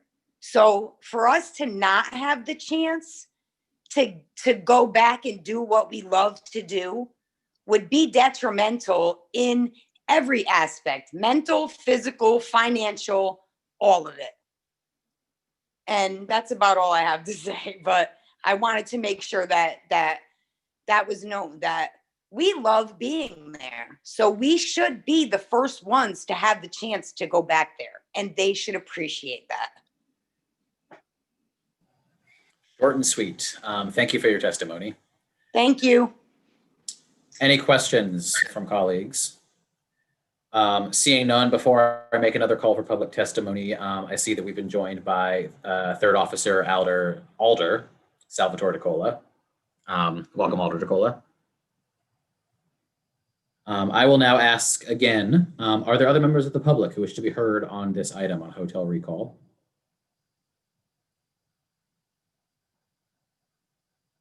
I'm going to give it one last call. Are there any other members of the public who wish to be heard on this item? I don't see anyone. I do see that Attorney King and Chief of Staff Madison have come on video. Do you have additions for us? I have nothing more to say. I think the testimony that you heard was very compelling. So I would urge you to support and approve this and pass this ordinance. Nothing further to add, Mr. Chair. Okay, thank you both. I will make one last call if any members of this committee have any questions for the makers of this item while we have them. Seeing none, we thank you, and we thank all members of the public who shared their stories and their powerful testimony so far this evening. And we will come back to this item at the end of our evening. But now we will move on to item 2, which I will just read again, if you give me one moment here. So we are now moving on to item 2, which is OR-2020-0024, ordinance amendment ordinance amendment amending Article 2, noise control ordinance to require the owner or operator of any refuse collection mobile noise source to provide any global positioning system GPS data in his or her possession that is relevant to a credible allegation of a violation of Article 16, Section 17-29C upon request by the city's chief of police or designee. It has also been a very long day, and my reading is beginning to suffer, I can tell. So just to remind colleagues, and also to remind or inform members of the public, this is a continuation of a public hearing that we began last month and held open. I see the makers, Alder Roth, or some of the makers at least, Alder Roth and Alder Sabin, here with us. So I would invite the two of you to very briefly just give us a recap of what we're talking about, but then I want to move pretty quickly into public testimony. And then after the public testimony, we can come back to the two of you for more. But if either or both of you would want to give us a quick summary, now would be the time. I'm happy to have my Alder Sabin do it, whichever he prefers. Go ahead, Alder Roth. Sure. Thank you, Mr. Chair. My address is, my name's Abby Roth and my address is 42 Lincoln Street in New Haven. And this is something that started actually with a CSEP meeting last year, because there were a lot of complaints we were getting about private companies picking up trash and recycling before either the 5 a.m. start time downtown and near the hospitals or the 6 a.m. start time in other parts of the city. And after that meeting, it was suggested a little working group be formed. And in conversations both with the administration and including Corp Council, the idea came up to add a requirement for GPS on these trucks. And the reason being, under the current law, you need a city official to be present to witness the violation in order to sort of tell the hauler that they violate the law. And because these happen in the middle of the night, that wouldn't be a great use of police time to stop the violations. And therefore the thought was most of these companies already have GPSs, and just allowing the GPS to be used if there was a credible allegation, you could look at the GPS data and know that, see whether or not a driver had been somewhere they shouldn't be in an early hour. And I believe in your packets, a number of people have written letters expressing how disruptive it is to have noisy trucks coming in the very, very early morning hours. And so this would be a way to actually enforce the law, because people do get very frustrated that we have this rule and for a year it doesn't get enforced. So that's sort of the basics. Thank you. Great, thank you, Alder Roth. Anything to add, Alder Sabin? I don't have too much to add. I think Alder Roth laid out the case well there, but I just wanted to say that I think this this ordinance amendment, which was put together with Corp Council and a number of members of the board, and in consultation with a number of people in the community who've expressed concern about this issue in the past. And I think that it will do it will be a good effort to crack down on the trash haulers who have been abusing city law in the past. Thank you. Thank you both. And I will also just remind colleagues that when we opened this item last month, we also received 3 or 4 letters from members of the public, which were in support of the item, as well as testimony from the administration. But let's move right into public testimony. So are there any members of the public here who wish to be heard on this item? I see Charlie Taylor.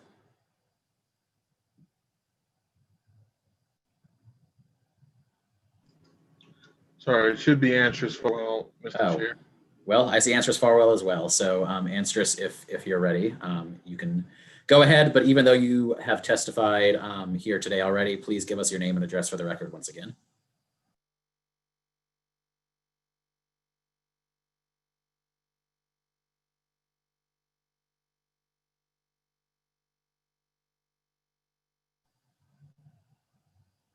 Unless it seems that Anstres perhaps is away from her. Okay. Oh, here she comes. I hadn't unmuted myself. I'm very sorry about that. Not a problem. Go ahead. 37 Worcester Place, New Haven, Connecticut. I serve on the executive committee of the Downtown Worcester Square Management Team. I'm not speaking on their behalf, but I'm speaking to note that over the years that I've been on the team, it's been a pretty constant complaint from residents, particularly in the downtown area, about trash haulers coming in before allowed times and moving through the area and waking people up. And as the neighborhood becomes more residential, it's even more important to have protections. And we're building so many different complexes, and there's many different trash haulers that it isn't like living in some of the residential neighborhoods served by the city authority, that you know the one morning a week that trash trucks are going to be out on the street. It's possible that every morning of the week, one residential complex or another will have one or another trash hauler. So having rules at least about the time that they're coming and having a way of enforcing that is important for downtown. Then on the other end, way back in 2013, the New Haven Urban Design League, for which I work, was involved in an effort to stop a concrete batch plant from being located on Goodwin Street. They were making concrete for the rebuilding of the Q Bridge and the highway. And it would have been a very detrimental use, highly polluting. But one of the big issues was that on those substandard roads, there's a section of Goodwin Street that is one way, and that every kind of truck, particularly trash trucks, just on a regular basis, swung around that dangerous corner. So many of these trucks, American Waste and Waste Management, all go to that Wheeler Street site and move through the Fairhaven neighborhood and the Annex neighborhood. And just American Waste is about 400 trucks a day, all concentrated in this area with substandard roads. We actually prevailed in that case and we stopped the concrete batch plant, but there's still major problems with the roadways, and having the ability, if there is a violation that's observed by the member of the public, that they can get facts about it, is actually going to be extremely important to protecting the safety and quality of life of people in the annex.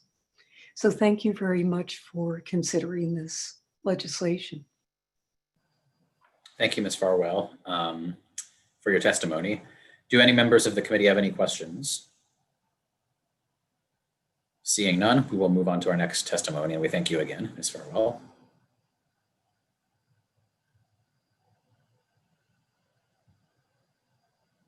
I see Steve, but the last name has been cut off on my screen. Shangaris. Shangaris, there we go.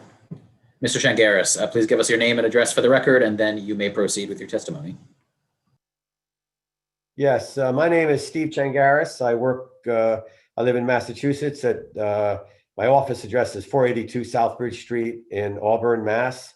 And I work with the Connecticut chapter of the National Waste and Recycling Association, a private trade association that works with the haulers. So we're here tonight to offer some comments about your GPS ordinance and some thoughts for the council, the committee to consider. So thank you for your opportunity tonight to present. I've submitted a sheet of points about some of the issues with trying to displace the early morning collections into the more daytime hours already, and I think it's been distributed to the committee. I would commend you to see that. We have 6, points about the displacement of the trucks from the evening hours and early morning hours into the congested of the time of day, start of day between 6, 7, and 8. So we really want to urge or encourage thoughtful consideration that we don't want to disturb anyone's slumbers. We understand about how neighborhoods change. We just are given a hard job to go out and collect the recyclables and the trash and do it in an economically, environmentally sound way and get it to the disposal sites.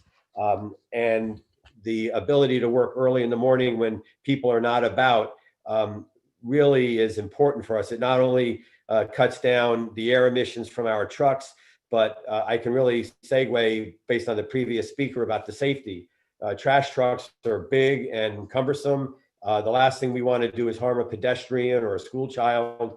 And we do exercise due caution and care when we have these vehicles. And we really want to impress upon the committee tonight that it's important that we have access early in the day to do this. And if we flood the city after the day gets started, we're going to have another set of problems.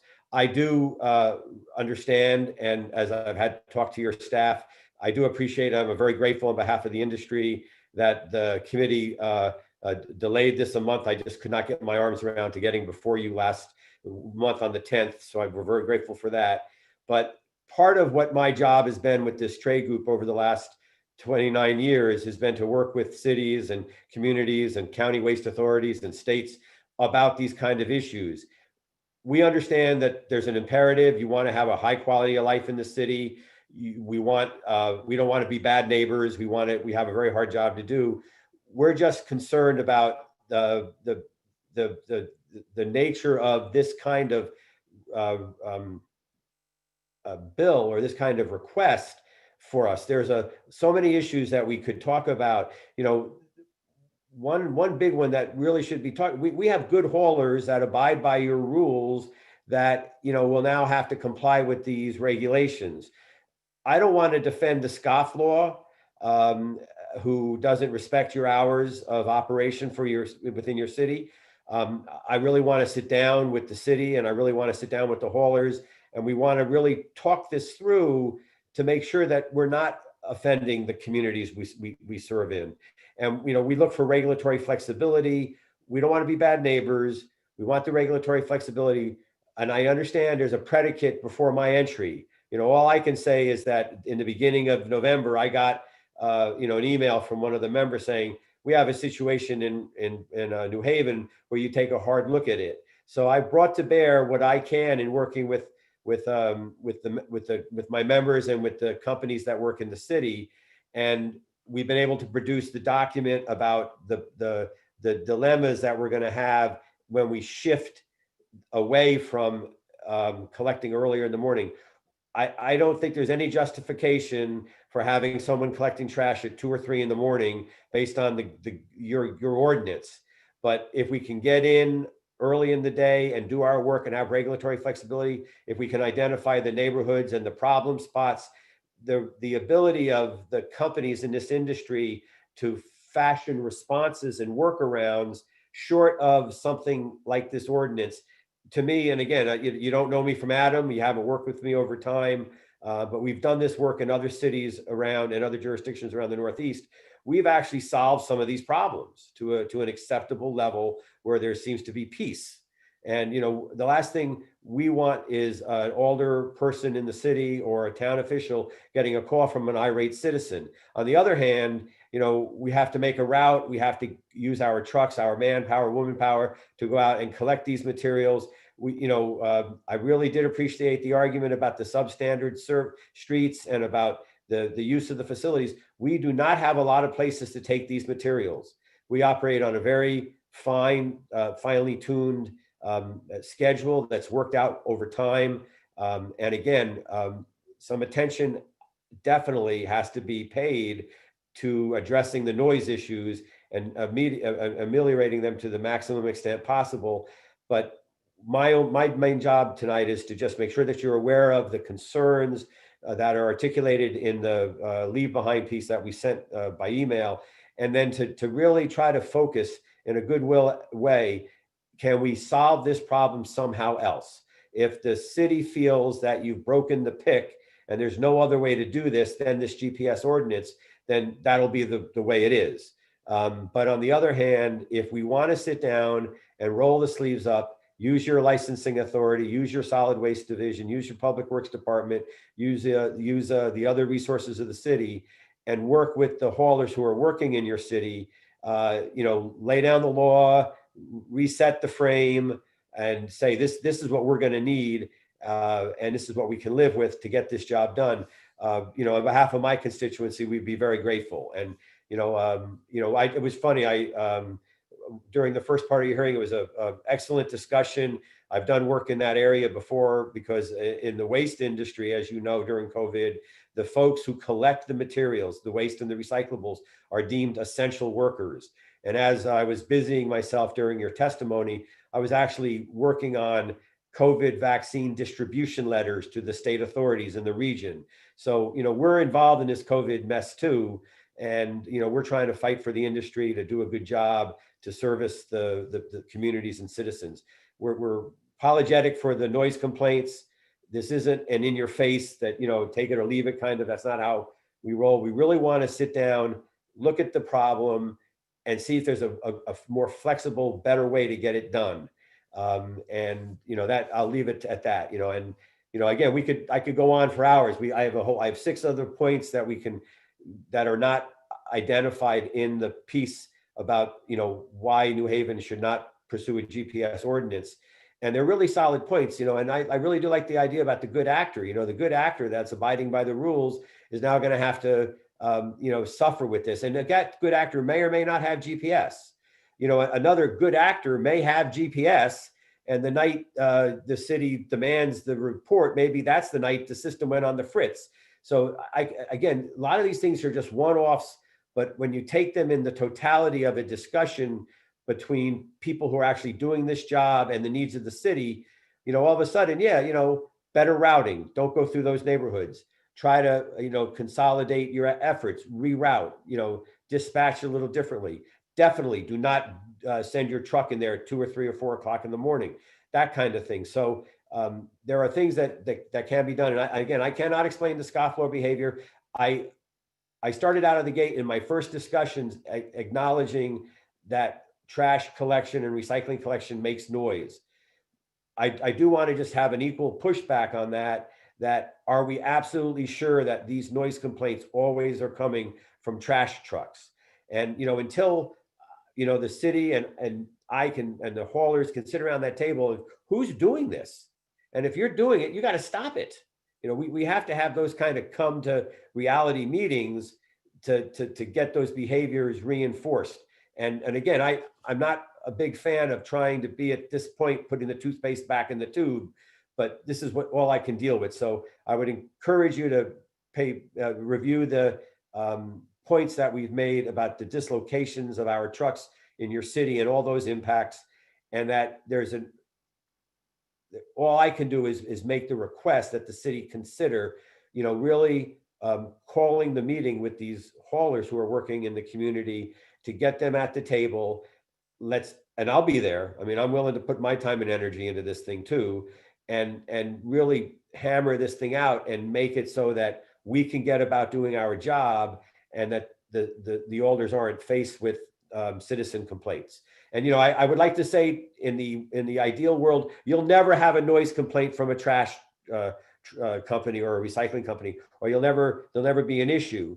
There will be in a adult kind of world we live in, but to have anything get this far where the city feels it has to go with the GPS ordinance, that's, to me, as a professional who served this industry 29 years, not a good spot to be in. And I want to do my best to try to help fix it. So, that's my impassioned plea. I appreciate your time for listening, and we'll see where it goes from there. If there's any questions, I'll be glad to try to answer them. Thank you for your thorough testimony, and I also would guide colleagues to our packets for this evening's hearing, where the letter and the document that Mr. Changaris referred to they're in there towards the end, and they go into some of the points that the gentleman was just making. And I also will just say, I'm going to give the makers of this item and potentially DPW officials a chance to respond before closing the hearing. But I first am going to ask if there are colleagues who have questions for Mr. Changaris. I saw first Alder Marchand and then Alder Furlow. Thank you, Mr. Chair, and thank you, Mr. Changaris, for your testimony. I heard a couple of different things in your remarks. One was a statement about hardships that the requirement of the GPS could impose upon members of your association, your clients. And so I'd just like to know more about what those hardships are. My second question is, when you mention regulatory flexibility, and the need to get to service these locations early before other traffic starts to hit the streets. It suggests to me that you actually don't agree with our ordinance as it's currently written, because the amendment before us is not changing the regulation except for giving it greater enforceability. It's not changing the prescribed limitations for the hours of operation.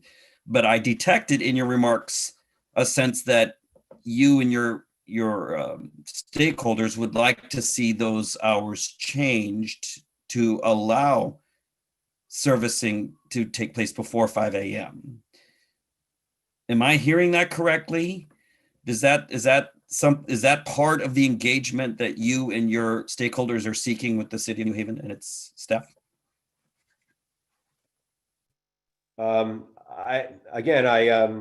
I think that discussion, candidly, Alderman Marchand, that I'd have to let that play out in some kind of an extended conversation. But to your first point about the GPS, it is a technology that we use, and we're using it more and more. We all know that we have GPS on our phone. You can be found. Do you want to download your location to this, a web app or whatever? So we know that that's there, but this wasn't the purpose for which it's intended. So if I have information in my control and I surrender it and it incriminates me, that sort of is arguing against my own self-interest. The more important thing to really focus on is I shouldn't be in a position where I have to incriminate myself. I shouldn't be in a position where the ordinance is being violated. I use the word scofflaw for a reason, because of the hours of operation issue. Some jurisdictions, like in the state of Massachusetts, we are actually given permission by the state to operate our businesses on a 24/7 hour basis in commercial and industrial areas. And the issue for us in Massachusetts is no different than in New Haven. Urban areas, commercial areas transition into neighborhoods. There's mixed use developments where we have commercial activity, restaurants, pubs, retail, street level, and we have apartments and living units above them. So when we go to service them, those residents in the cities of Massachusetts have concerns about our noise too. But in those discussions, we argue from the point that we have already been exempted to do these operations. We don't sit at the table and say, we're just going to keep doing it. We work with the municipal officials to say, what can we do to ameliorate the level of concern? Can we reroute our trucks? Can we do some things organizationally to try to minimize those complaints? And I think that's the message that we're trying to. We don't have that luxury in New Haven. You have a 5 o'clock hour in one area, 6 o'clock is a general. What I was just trying to communicate is that our trucks do a lot better in your city early in the day than they do later when the full city is alive. And again, I tried to stake out the case that if the 2 to 3 is unacceptable, maybe people working closer to that 5 o'clock area is better for everybody. And those are the swim lanes that we have to learn to live in, and to, whatever's happened over time, the operators are coming in and there's some noise going on in these hours that we'd like to try to, understand. If it's us, let's fix it. And if it's not us, then you have a different problem. Maybe you can pursue the fix that way. So again, my mission here isn't to upset or offend the city with your quality of life noise ordinance and hours for our services. It's more to convey the point that we really don't think you want our trucks significantly on your road at 9 and 10 o'clock in the morning, or 8 and 9 o'clock when the city's coming alive. And we do, some jurisdictions want us to get in and collect the material in the early morning or late evening. So, but again, it's your law, it's your locality, and we'll respect that and do our best to work in a flexible way around that. And again, a good example of this could well be, there might be some areas that are really problematic because of the transitioning to housing, where maybe some of the industrial areas or commercial areas with less units, the noise complaints don't come there. The people, you know where the noise complaints are coming from. We should be working to eliminate those areas. On a more scalpel basis or whatever. I appreciate your response, Mr. Shangaras, and I'll yield now for the time being, Mr. Chair. Thank you. Thank you, Alder. I had, pardon me, I had Alder Furlow next on the queue. Thank you, Mr. Chair, and thank you for your testimony. Just have a couple of questions as I'm just putting things together. This is the first, how did you find out about this ordinance? Just make the questions a little easier. Members, I think people who work in the city were aware of it, and they said, Steve, you should take a look at it. So, and again, I've worked the list of all your licensees. I reached out to the New Haven Solid Waste Authority and got the list of licensees. And I've been working not only my members in the city, but everybody that has a license that, you know, and again, I'm not even sure if that's everybody who's actually working in the city. That's just the group of the companies that have licenses. So, you know, they've all been made aware of this. Oh, okay. So you were not brought to the table in preparation of this ordinance. But my second question is, with your position, how far reaching is your position? Could you tell us exactly what your position is, what it does, and who it reaches? Yeah. The waste, www.wasterecycling.org is the national website. We're a 50-year plus old national trade group for the private recycling waste industry. I cover the Northeast region. I live up in Massachusetts. Connecticut's one of my states. I cover 9 states, and I've been doing this for the last 30 years of my life. So I do like I said, I was doing the COVID vaccination for essential waste and recycling workers in the run up to this hearing. I've extended producer responsibility. I've got climate change in New York State. We've got a whole slew of issues. Everything waste and recycling is sort of in my purview. So, you know, garbage is good to me, has been good to me. So approximately how many companies would that entail? I think our group in Connecticut has about 25 companies in total. And we run into one of these interesting, of 25 member companies. The industry is much larger than that in Connecticut. The trade association's membership, we have, back in the day, I used to say we had 800 members that, you know, collected and managed about 80% of the waste and recyclables in the state, in the country rather. Now we might have under 400 members or about 450 members in that range. And we're probably doing 90, 95. The industry's consolidated as many other industries. So we're, you know, there's a lot of mom and pop haulers out there. We still work with them. We have as many pipelines into them and in all the cities and like around Connecticut and Massachusetts, New Jersey, New York.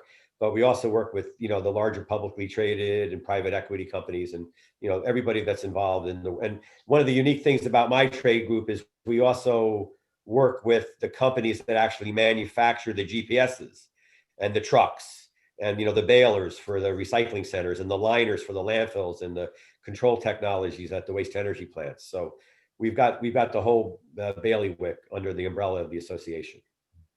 And please forgive my ignorance of what your organization does.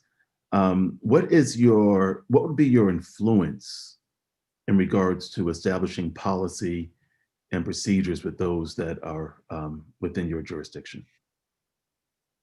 Again, you know, I'm a feather in a way, but, you know, I sort of told people, if you had to look at my job, I'm sort of like an executive secretary to a board, you know, or maybe a chief of staff to a department or something, because, you know, I work for the trade association. That's my employer. But in every state, I have governance and leaders, the members. And so my job here is to go to the members and say, you have a problem in New Haven, you've got to get to the table and we've got to fix this. So, you know, that's my role. I'm a facilitator in that. And, you know, again, I've had success in this area before. I wouldn't guarantee success, you know, that would be overstating and I'd be uncredible. But in terms of you rolling the sleeves up and working with groups like this in other jurisdictions, I've got a book on that over my years of my tenure with the group. And again, we've won some, and win might be that we've kept the status quo. But when we say that, it's no one's been punished either. The locality gets what it needs. There's peace. There's no more noise. The issue has been resolved. Other times, we've been steamrolled too. We get, the law gets passed and we have to live with it. So, but we're always here fighting, trying to just make sure that the governing officials know that, it's just not easy to collect trash and recyclables. That's one of the bigger issues. And, that if we're, again, I can't sit here in this public forum and say it's okay to violate the city of New Haven's ordinance. That doesn't work, right? But we do have an opportunity to sit here and say that my objective is to get rid of that. I don't want that to happen anymore. I don't think the members want that to happen. And we would like to do that and then address the city's needs so that you can have the high quality of life you want without this extra intrusion of the GPS requirements and all the can of worms that opens up. So that's the intent here. Yep, I appreciate that. I just needed to have an organizational chart in my head to kind of put things in its place. Final question, Mr. Chair, and thank you so much for your patience. What would be the difference between starting at 4:30 and starting at 7 or 6? I heard the debate. I couldn't participate in the last meeting, but I did listen to the YouTube video, and I heard the dialogue about how I think one of your peers, maybe it was yourself, asked the question. Well, my city trash is picked up before that, so even the DPW was pushing the trucks out early.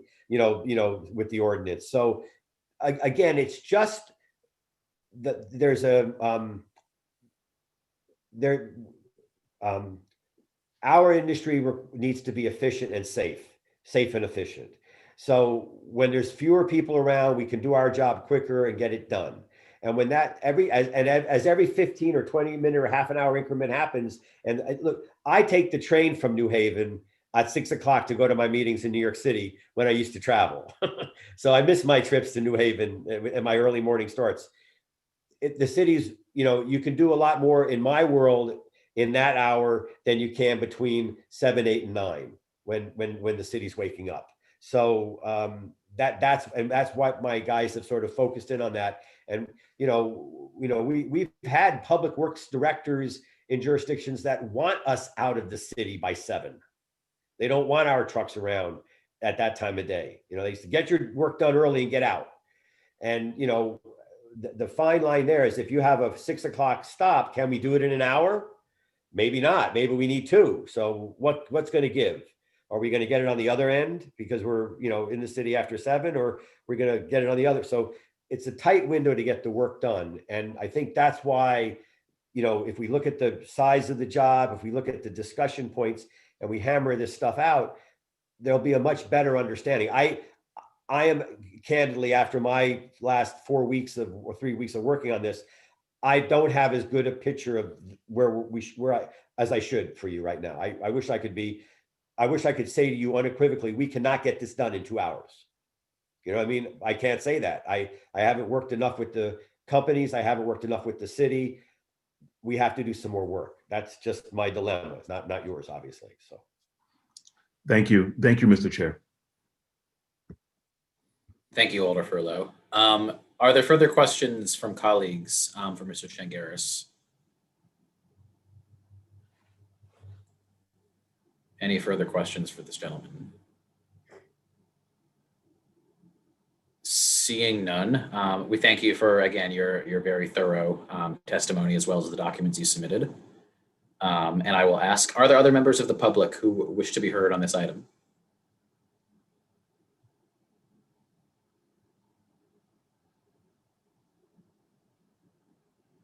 Asking a second time, are there other members of the public who wish to be heard on this item?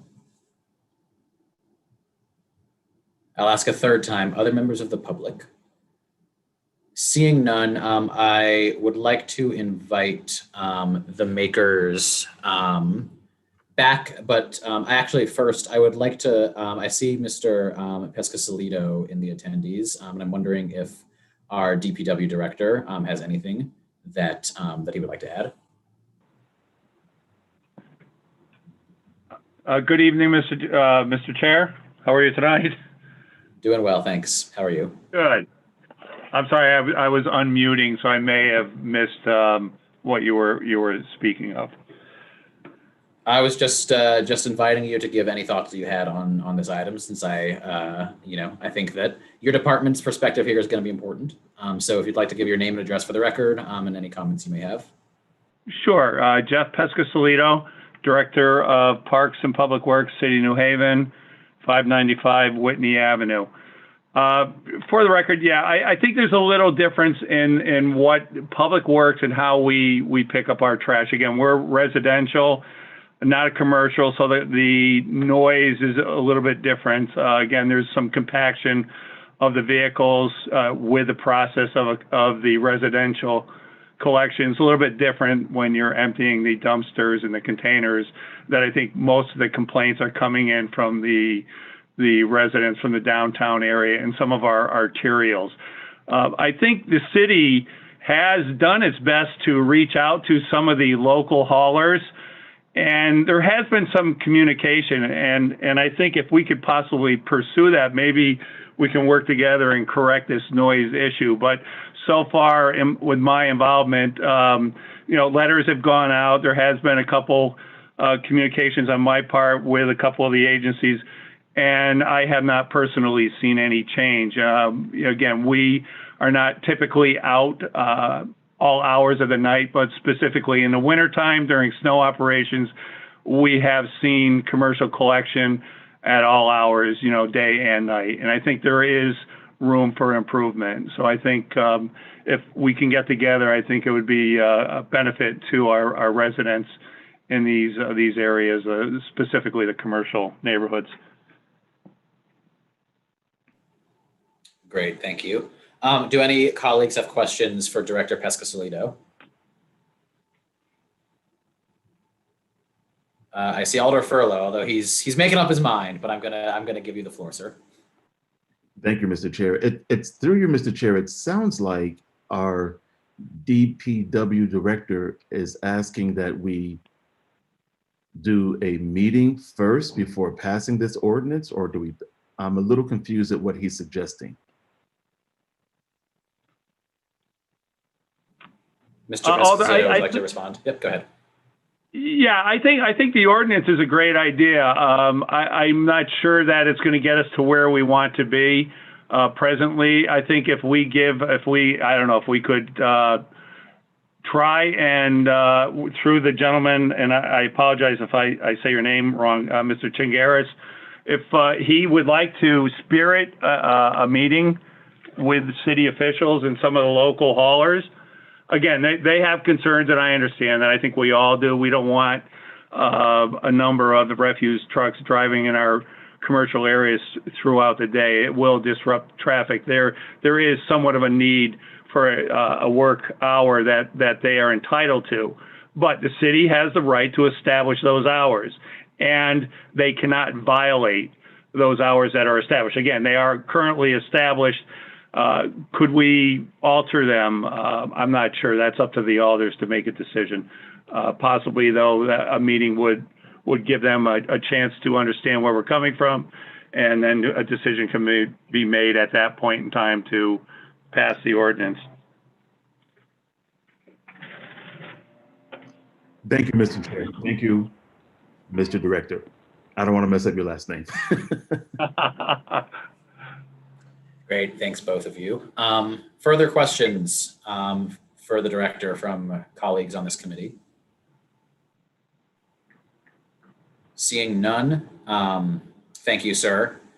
And I would like to invite the makers of this item to give us any more information that you think we ought to know as we potentially head into discussions.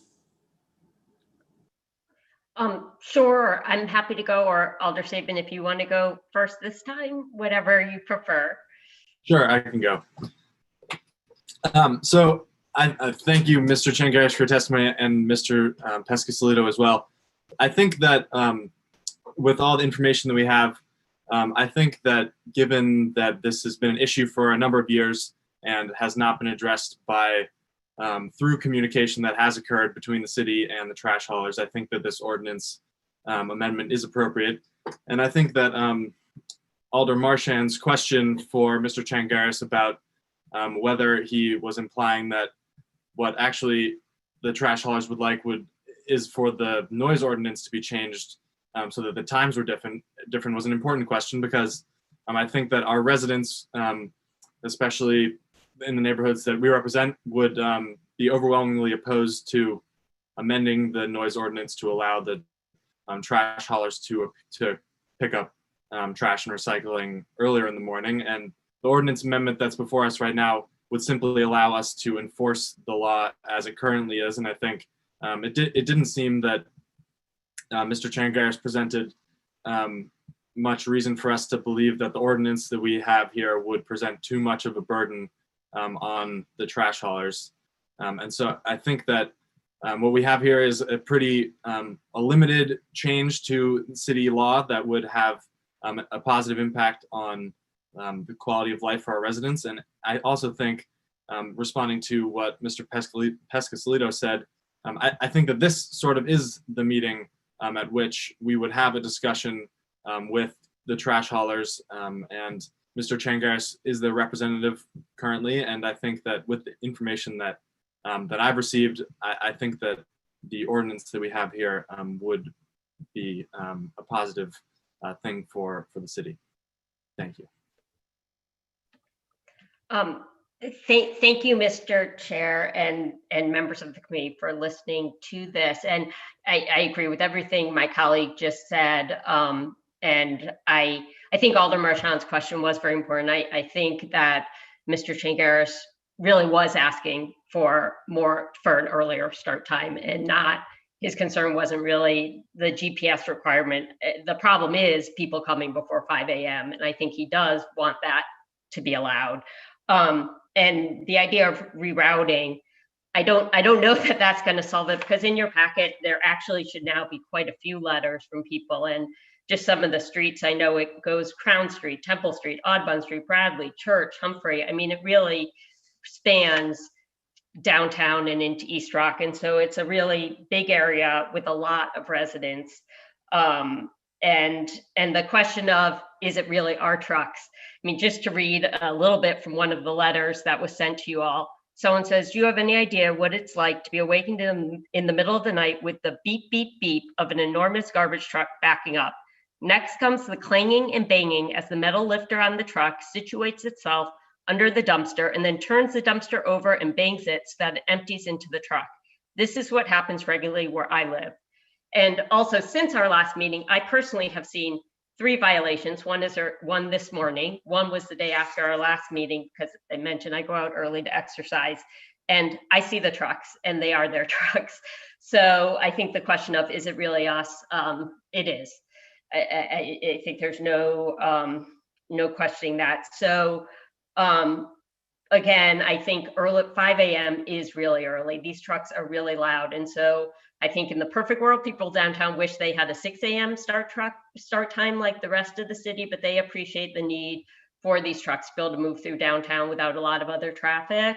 But I think, the GPS is a tiny change. As the speaker said, people already have them, and they only would be requesting the information if someone called, if there was a credible allegation that a truck had come before the allowed time. So again, thank you, and I'm happy to answer any questions. Thank you, Alders Sabin and Roth. Do members of this committee have any questions for the 2 alders who are the makers of this item?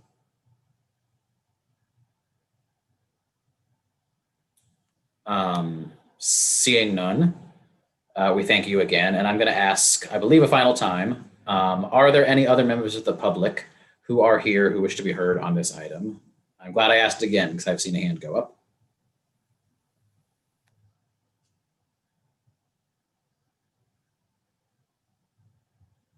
It appears that Miriam Grossman has joined us. Yeah, Miriam Grossman. Sorry, I was at another event, so sorry if I'm going to repeat stuff that was already heard. I apologize. My name is Miriam Grossman, 152 Temple Street, apartment 410 in New Haven. So I've lived in downtown for for many years, Temple Street for over 10 and a half years. And the garbage truck issue has been a problem. When I lived facing Temple Plaza, it was even worse than now. I live facing Temple Street, but it was, first of all, I know the time's off the table, but I would love a later start time. 5 a.m. may have made sense back in 1990 when there's no apartments downtown, but now you have hotels. And my city block, you probably have more people sleeping per capita than you have in a street in Westville, because you have the Omni Hotel, my building, another apartment building. So I feel like the idea that downtown's a commercial zone is not really true anymore with all the development, with all the apartments, first of all. But secondly, back in the day, the truck would come. It was not a John's Refuse. And the thing is that they would come and I grew up in New York, so I'm used to ambient noise and stuff. And I lived above 34th Street for 1 year in college. This is not ambient noise where they're coming down and they're just going to pass you by. They're there for 15, 20 minutes, banging the dumpsters into the truck. So it's not just, 2 seconds and they're gone. And here's the problem. If you would call the police about the issue, they would say, well, do you want to file a report? And it's really, really morning. You don't want to stay up and greet a police officer in your pajamas. So of course, that's not going to happen. And of course, you go on your merry way and this keeps happening, which is why a GPS would make sense, because right now the reporting mechanism is flawed, because you really can't, report something if you can't, when it's happening. And like I said, it is better now that I live facing Temple Street, but instead of Temple Plaza, but still, I would like this thing to be improved. Thank you, Ms. Grossman, for your testimony. Do colleagues have any questions? Seeing none, we thank you. And I believe I saw one more hand go up when I made that call. Yeah, I see a hand from a Laura Kane.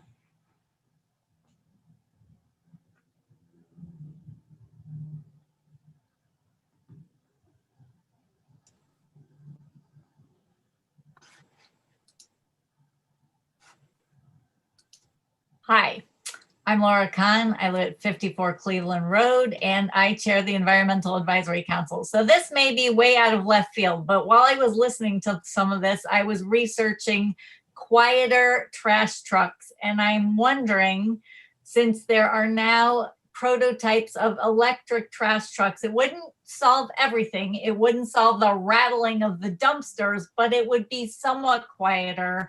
And I'm wondering if we could encourage people, in addition to collecting the GPS data, if we could encourage companies to try these quieter trash trucks. That's just my thought for the evening.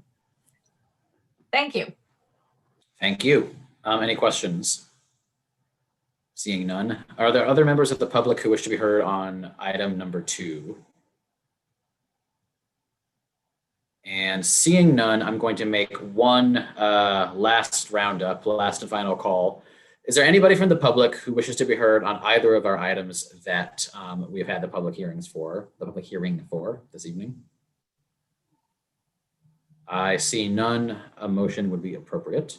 Mr. Chair, Alderman Marchand. I move that we close the public hearing portion of this meeting. Second. There's been a motion which has been seconded to close the public portion of this meeting. Is there any discussion? Seeing none, we will vote by, I will call the roll. Alder Furlow. Yes. Alder Ferrara Santana. Yes. Alder Douglas. Alder Douglas. I believe the good Alder perhaps is frozen. Yes. Oh, here he comes. Yes. We've got you now. Yes. We've got you now. We've got you now, Alder. Alder Morrison. Yes. Alder Marchand. Yes. Alder Brackeen is not with us. I'm in favor as well. I can tell from everyone's face that we've reached the portion of the roll call and the procedural votes, which is everyone's favorite part of these meetings. Mr. Chair. So, yes, Alder Marchand. I move item 1, the recall ordinance. Is there a second? Second. Item 1 has been moved and seconded. Discussion on the recall ordinance. Alder Marchand. Thank you, Mr. Chair. I want to thank Attorney King and Mr. Madison for their presentation and for bringing this to us. I want to thank everybody who came to testify. There was a lot of compelling testimony from many people about the need for a opportunity to return to work, supporting an important industry to our city. I think it's really vital that we do what we can to preserve employment opportunities for the working folks here in New Haven. And I would just note that the hospitality sector has a lot of people from disadvantaged communities who work in that. It's one of the pipelines towards a better life for working people. And so I think that, and I actually think that the industry would benefit in its operations from bringing back to those facilities the folks who know how to do the job. We're not mandating that the hotels open. They clearly need to have business in order to open, but when they do open, we're saying, give that first opportunity to your existing staff. And it just makes sense in terms of people being able to have a real opportunity for a decent life for themselves and their families, and for those facilities to be able to get up and running and operate as smoothly as possible, as quickly as possible. And so I'm speaking in favor of this item, and I recommend colleagues support the vote to give it a favorable recommendation to the full board. Thank you, Mr. Chair. Thank you, Alder Marchand. Further discussion? Alder Furlow. Thank you, Mr. Chair. I'm proud to support this. I do want to clarify. I know Corp Counsel had used the word enforce, and it used All right, I'll see that. All right. about it not being enforceable, and I understand the context in which she was speaking, but I do want to just say on the record that everything that is passed by the Board of Alders is enforceable, does stand, and is the rule of law for the city. And so I just wanted to make that clear as part of the legislation committee and part of this legislative body. And I encourage my colleagues to stand and vote in favor of this wonderfully drafted piece of legislation. Thank you, Mr. Chair. Thank you, Alder Furlow. Further discussion? I saw Alder Morrison. Thank you, Mr. Chair. I stand in support of this ordinance. When I saw this ordinance, it really struck home for me. It's very personal. My aunt, who was like a second mother to me, worked at the Omni before it was the Omni. It was, I believe, the Park Plaza or New Haven Hotel. And that job helped to raise me and all of my cousins. And to sit here today, she was there in the 70s and the 80s. And so to sit here 30, 40 years later, to hear that there's, it's so sad that you have to put ordinances in place for people or companies to do the right thing. If this was then, my aunt wouldn't be able to help to take care of us. She wouldn't be able to put her son through college. She wouldn't be able to buy food for all of us to eat. And, the pandemic is no one's fault. So of course, as one of my other colleagues indicated, you want to bring back people who know the job, because, the pandemic, yes, slowed things down, but things will start getting back, normal. And so it is very important for us to endorse an ordinance such as this.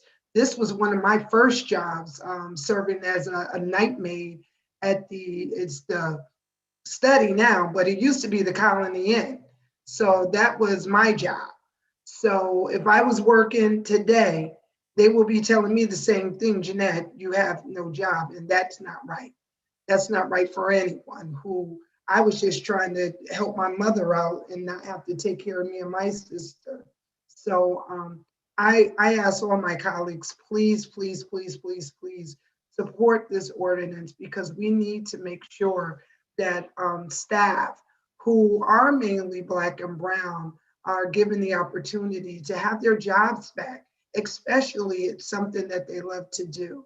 And they've held down these hotels all this time. So thank you, Mr. Chair, for the opportunity. And I ask my colleagues, please support this ordinance, because this could be any of us.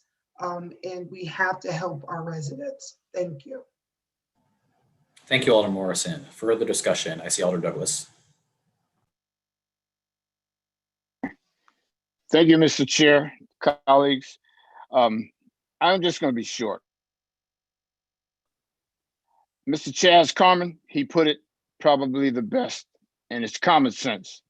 It's common sense that we take care of our people and that we respect working people in our neighborhoods and in our city, in our towns, in our country. And that's what I'm just going to say. Yeah, I support this. Absolutely. Thank you, Mr. Carmen. Thank you, Mr. Chair. Thank you, Alder Douglas. Further discussion on this item.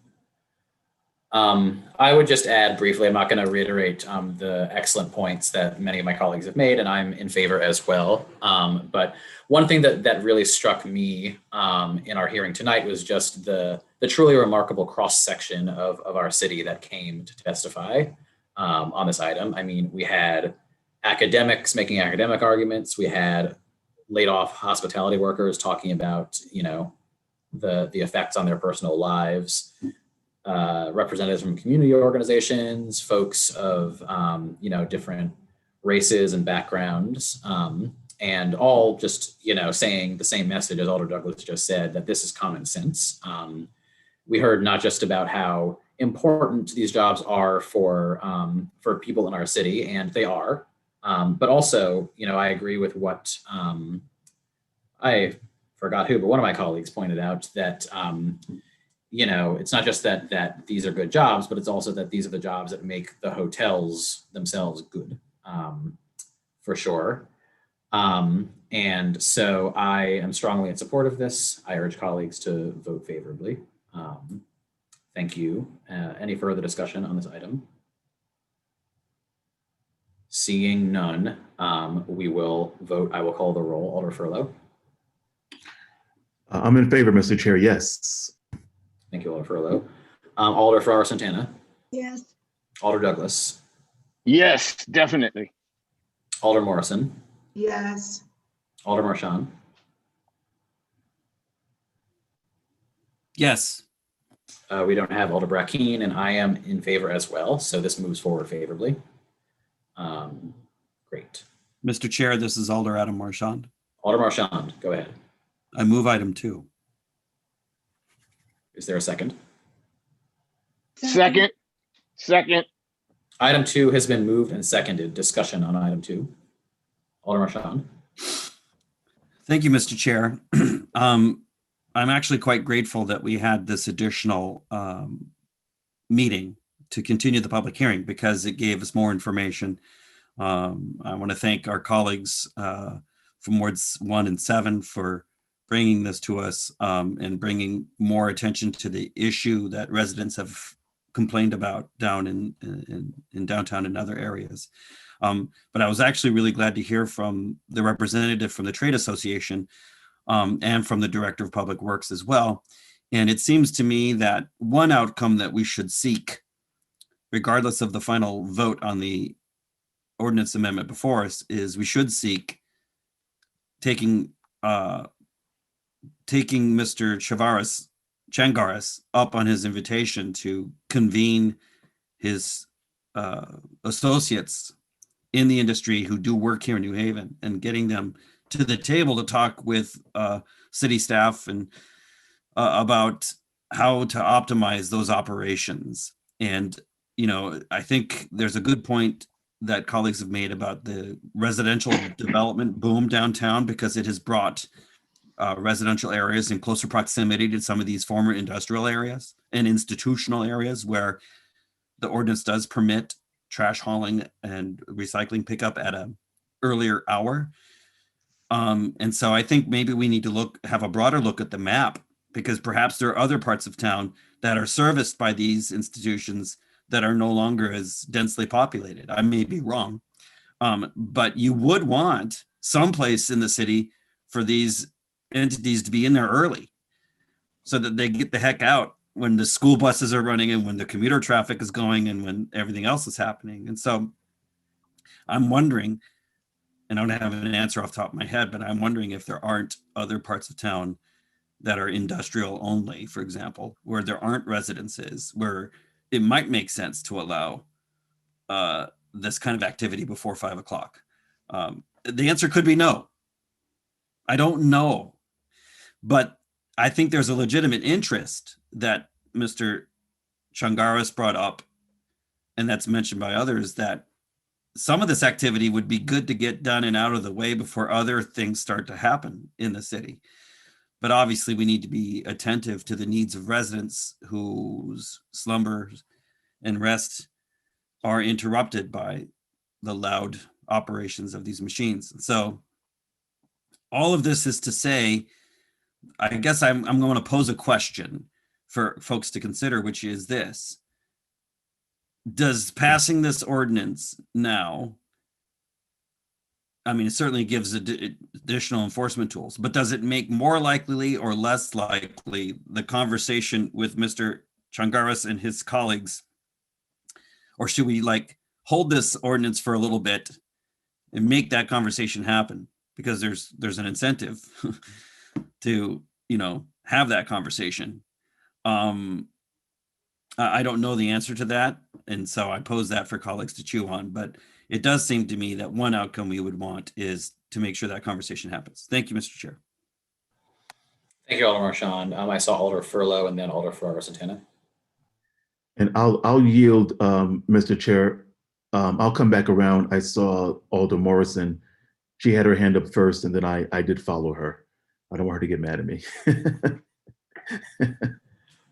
I won't get mad at you, Alder. I will use my prerogative then, since I missed her hand, to go to Alder Morrison first. Thank you, Mr. Chair. Just a response to Alder Marchand. I think that is a great suggestion.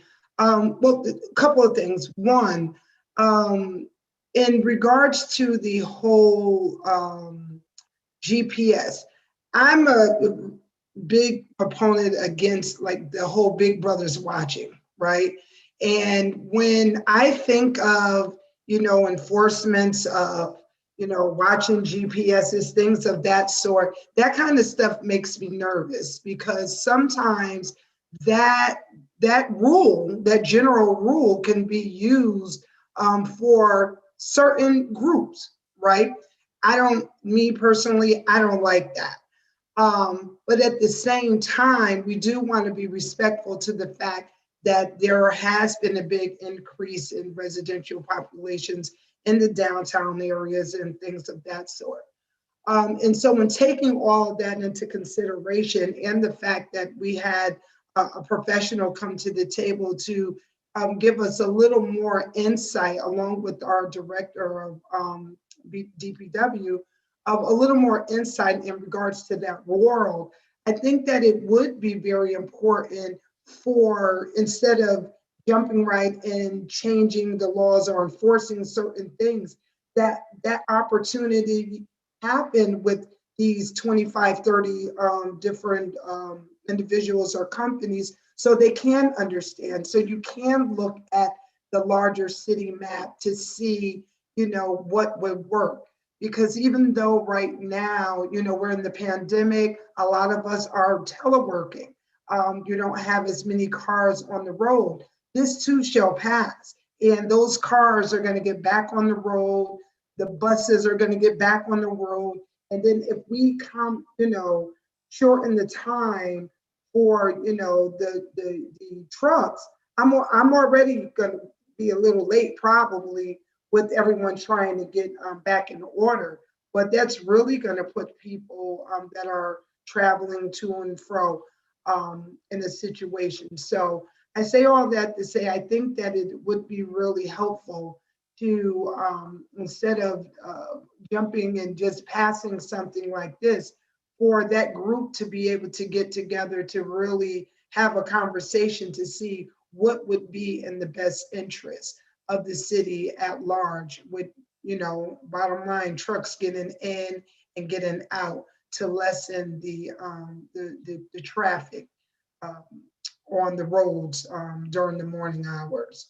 So I just wanted to make that statement. So thank you, Mr. Chair. Thank you, Alderman Morrison. I recognize Alder Farrar Santana next, and then we'll go to Alder Furlow, and then myself. Thank you, Mr. Chair. I concur with Alder Marchand. I think that we did not have that conversation at the last meeting, and I think it's apropos that we had the individual come to the table this evening and give us a different perspective, something that we didn't think about before. So I'm hoping that we can delay the process, hopefully, and wait and see what happens. And if nothing happens, then we go with the ordinance. Thank you. Thank you, Alder. Alder Furlow is next. Thank you, Mr. Chair. So I guess I'm going to pose a question on top of a question. I think we do have the ability to also hold it once it's passed out. We can also pass over it or just hold it with the full board. But if we do hold it in committee, would it be the intent of the chair to have to hear this again or to call the makers before this committee to see what the progress has been made? So I'm just wondering what the end result of us holding it in committee would look like. And so I am prone.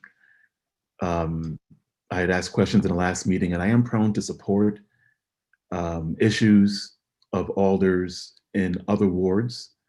And I think that's a relatively important thing to do, especially if I don't understand the issue. And our colleague from Ward 1 did call me today and had a discussion on what the issue was, and he did a great job in explaining, causing me to see a little bit more of what the issue was there. And so I would like to give my support to an issue in another ward. But at the same token, I am disappointed that everyone was not brought to the table before this ordinance was formed to kind of get an objective of both sides, which kind of is now leaving us in this dilemma on how do we balance this out? Are we moving forward in the right way? Ordinances are very serious. Well, all the work that we do is serious, isn't it? But ordinances are very serious when we're passing a law and saying this is what we require and this is what we're going to have enforced in our city. And so I don't take those decisions lightly, as I'm sure none of us on this committee do, I know.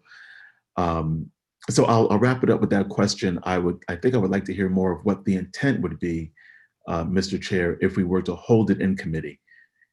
And that's it. Thank you. Thank you, Alder Furlow. Yeah, I'm a little unclear for myself what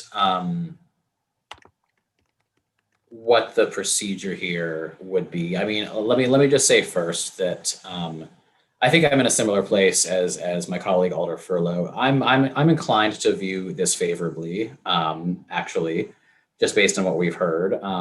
The reason for that being, it seemed that the objections, which were very well thought out, that the representative from the industry brought, they're very detailed, well thought out. But they really did seem to be objections with sort of the entire regime that we have set up in the city around this issue. And what is actually before us is an ordinance amendment to an ordinance that we already have about the hours. I completely agree that that might need to be rethought given the way that our city is changing. But it does seem to me, just from what we've heard now over 2 meetings, that a key issue is we have an ordinance that the city passed. That ordinance I don't think is really enforceable the way that it's written now, because what it requires is a city official on hand to witness the violation. That city official, would be somebody who was out and about at 2 or 3 in the morning to witness a violation. And that's my understanding of what the ordinance currently says. And this amendment, I think, would, make it more possible to enforce, although also at the risk potentially of some of the issues around surveillance that Alder Morrison brought up. I'm sensitive to that as well. So we have both sort of a bigger question about the overall regime. We have a smaller question about this particular ordinance amendment. So I see Alder Marchand, and given that he posed the initial question before more questions got posed on top of that, I'm going to yield the floor to him. What if I decided to ask another question? I won't. Dear colleagues, forgive me. Thank you, Mr. Chair.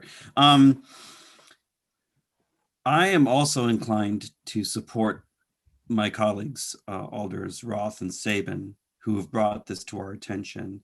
I think that they've made a good argument that this is a problem.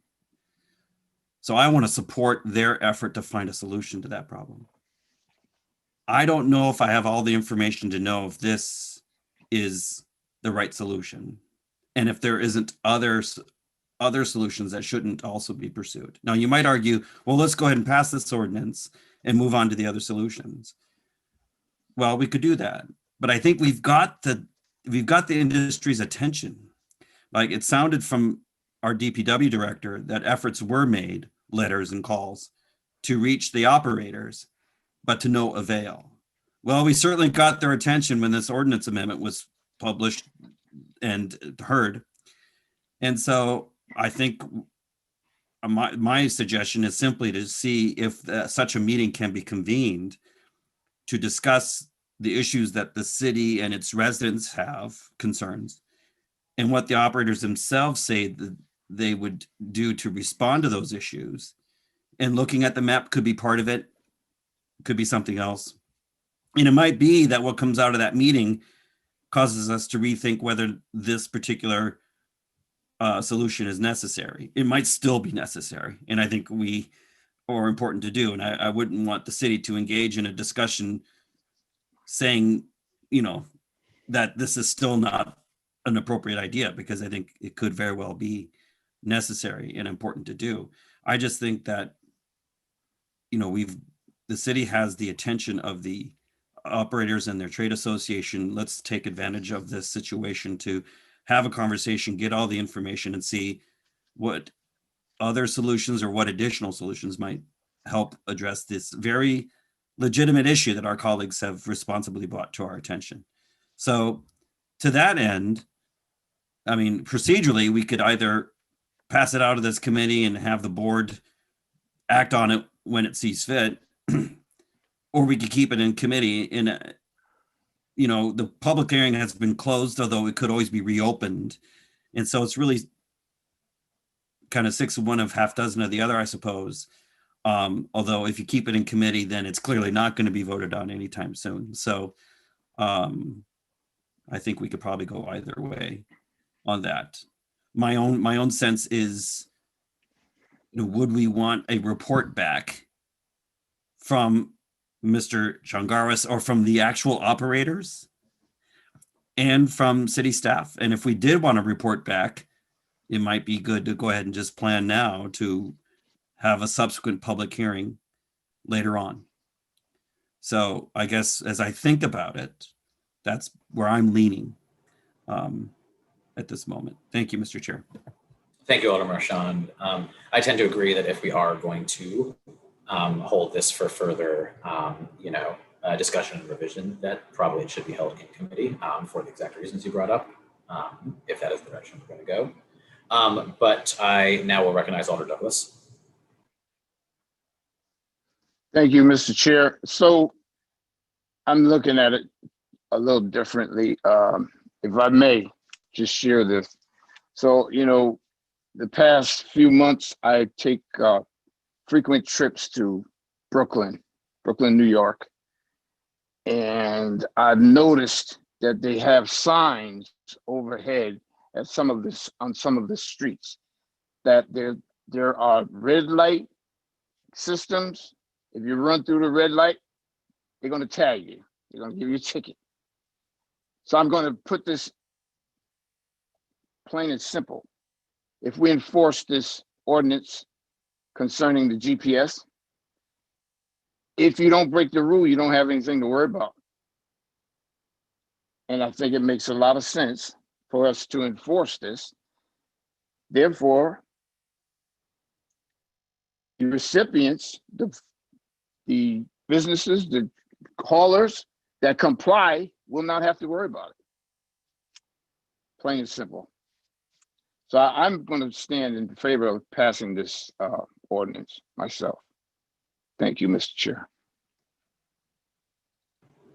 Thank you, Alder Douglas. Further discussion on the item. If I could hazard sort of taking the temperature of the committee, it seems like there's some general thought that or inclination that this is probably a good idea, but that the main question before us remains, given that I think there's also general thought that there need to be probably more changes to the overall enforcement of this regime, whether holding this back is the way to get the discussion that we actually need. I think that's sort of where we are. So is there any further discussion or any motions? Alder Marchand.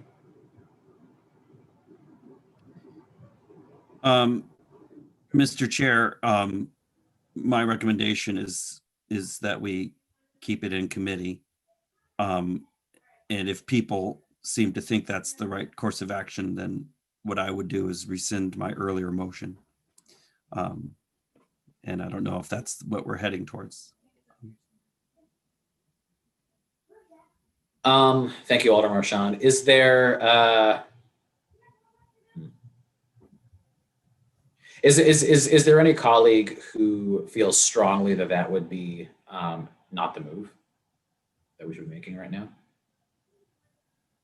Alder Douglas, I heard your statement in support. So in particular, I'd ask for your opinion on Alder Marchand's suggestion. Oh, well, you heard my opinion on it, and I'm not going to go against my colleagues. If we all go in that direction, if the majority goes in that direction, I'll just bow to it and go in that direction. But I just needed to have my say heard. So be it. That's it. Thank you, Alder Douglas. And to be clear, as chair, my intention would not be to hold this in committee to bury it. It would be to hold it in committee so that we can have the discussions that Alders Marchand and Furlow have been suggesting we need, which I think is correct, and that it may be that holding this GPS item for a bit is the best way to get that sort of more holistic discussion. So I saw Alder Furlow and then Alder Morrison. Thank you, Mr. Chair. Yes, I agree. This definitely is not a vote against this ordinance. If we were to vote against it, then the vote would be no, not to hold it in committee. I think that whether we hold it in committee or hold it on the floor, it would have the same result. And so if holding it in committee is which is probably the preferable way to handle an ordinance. As you see, we're doing this, the bike ordinance, and we're holding it. And I wish we would have kept it in committee because there's so much work that needs to be done on it now again that we're doing without the committee. It just seems that when passing an ordinance, it just seems probably the more appropriate thing that the work gets done in committee rather than passing it out if there are a number of questions. And so I'm saying all that to say that I will vote either way. I am still potentially in favor of this. And so, but recognize that there are some things that need to be worked out And so I will yield to my colleagues, Mr. Chair, or to my colleague in Ward 25 that to keep it in committee. I would be favorable, not yield. I would be favorable to keep it in committee. Thank you, Mr. Chair. Thank you, Alder Furlow. Alder Morrison, you are next. Yes, thank you, Mr. Chair. I am definitely in favor of holding it at least until next month. I don't think this is something that we should keep in committee for the next 2, 3, 4, 5 months. I think that we got some new information from a professional in that industry who basically said to us, give me a chance to have a meeting and bring everyone together so we can talk about these issues, because the issues might be smaller than we actually think, or the issues could be larger than we actually think. But giving everyone the opportunity to sit at the table to really talk about what those issues are, I think that that's important. 1, 2, I think another 30 days cannot hurt this situation. And by us possibly putting a timeline on it, it really will get the fire under everyone's tush to get it moving, so we can do something, because we can't allow our residents to be disturbed on a regular basis and not do anything about it. But at the same time, we, in all fairness to everyone involved, I think we need to sit down to really map out where are these issues, what day is this issue actually happening, and what actual street, because as one of the ladies who protested said that when she lived at one section of downtown, it was one way, but now that she lives somewhere else, it's totally different for her. So let's figure that out. So saying all that to say, I am in support of what the recommendation that Alder Marchand is giving to, at least wait. And I'm adding to that, if we can wait at least until next month, giving a 30-day period for some type of meeting to take place, and we can get more information before we vote on this item. So thank you, Mr. Chair. Thank you, Alder Morrison. Further discussion? Mr. Chair, this is Alder Adam Marchand. I rescind my earlier motion on this item. The motion that was made earlier by Alder Marchand to move the item has been rescinded. Do we have to vote on that? No. No, because it's your motion. Mr. Chair, point of order. Please. I was considering making a motion to continue the public hearing at a date certain, but I think it's actually probably sufficient at this point to take no action. But as chair, if you want to say a few words about your intentions, that might be good for the public record. Thank you, Alder Marchand.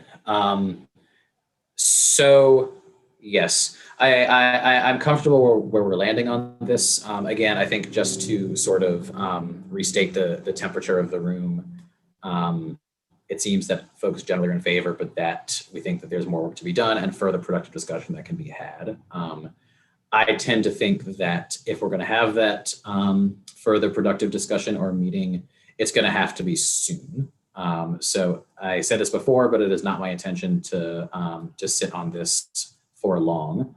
And so I think that we should see if we can get, as Alder Marchand said earlier, we're not able to get the attention of the industry before. We certainly have now. And so I think let's have the discussion. Let's figure out if there are other changes that are necessary or a different way, to accomplish the aim here.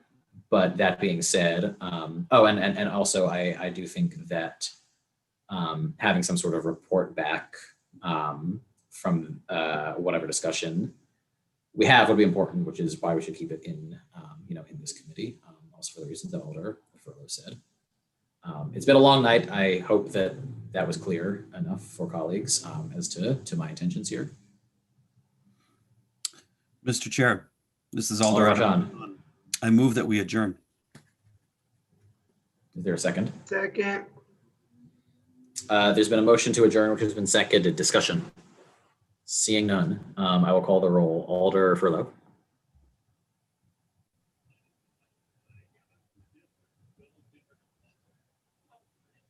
Yes. Alder Ferraro Santana.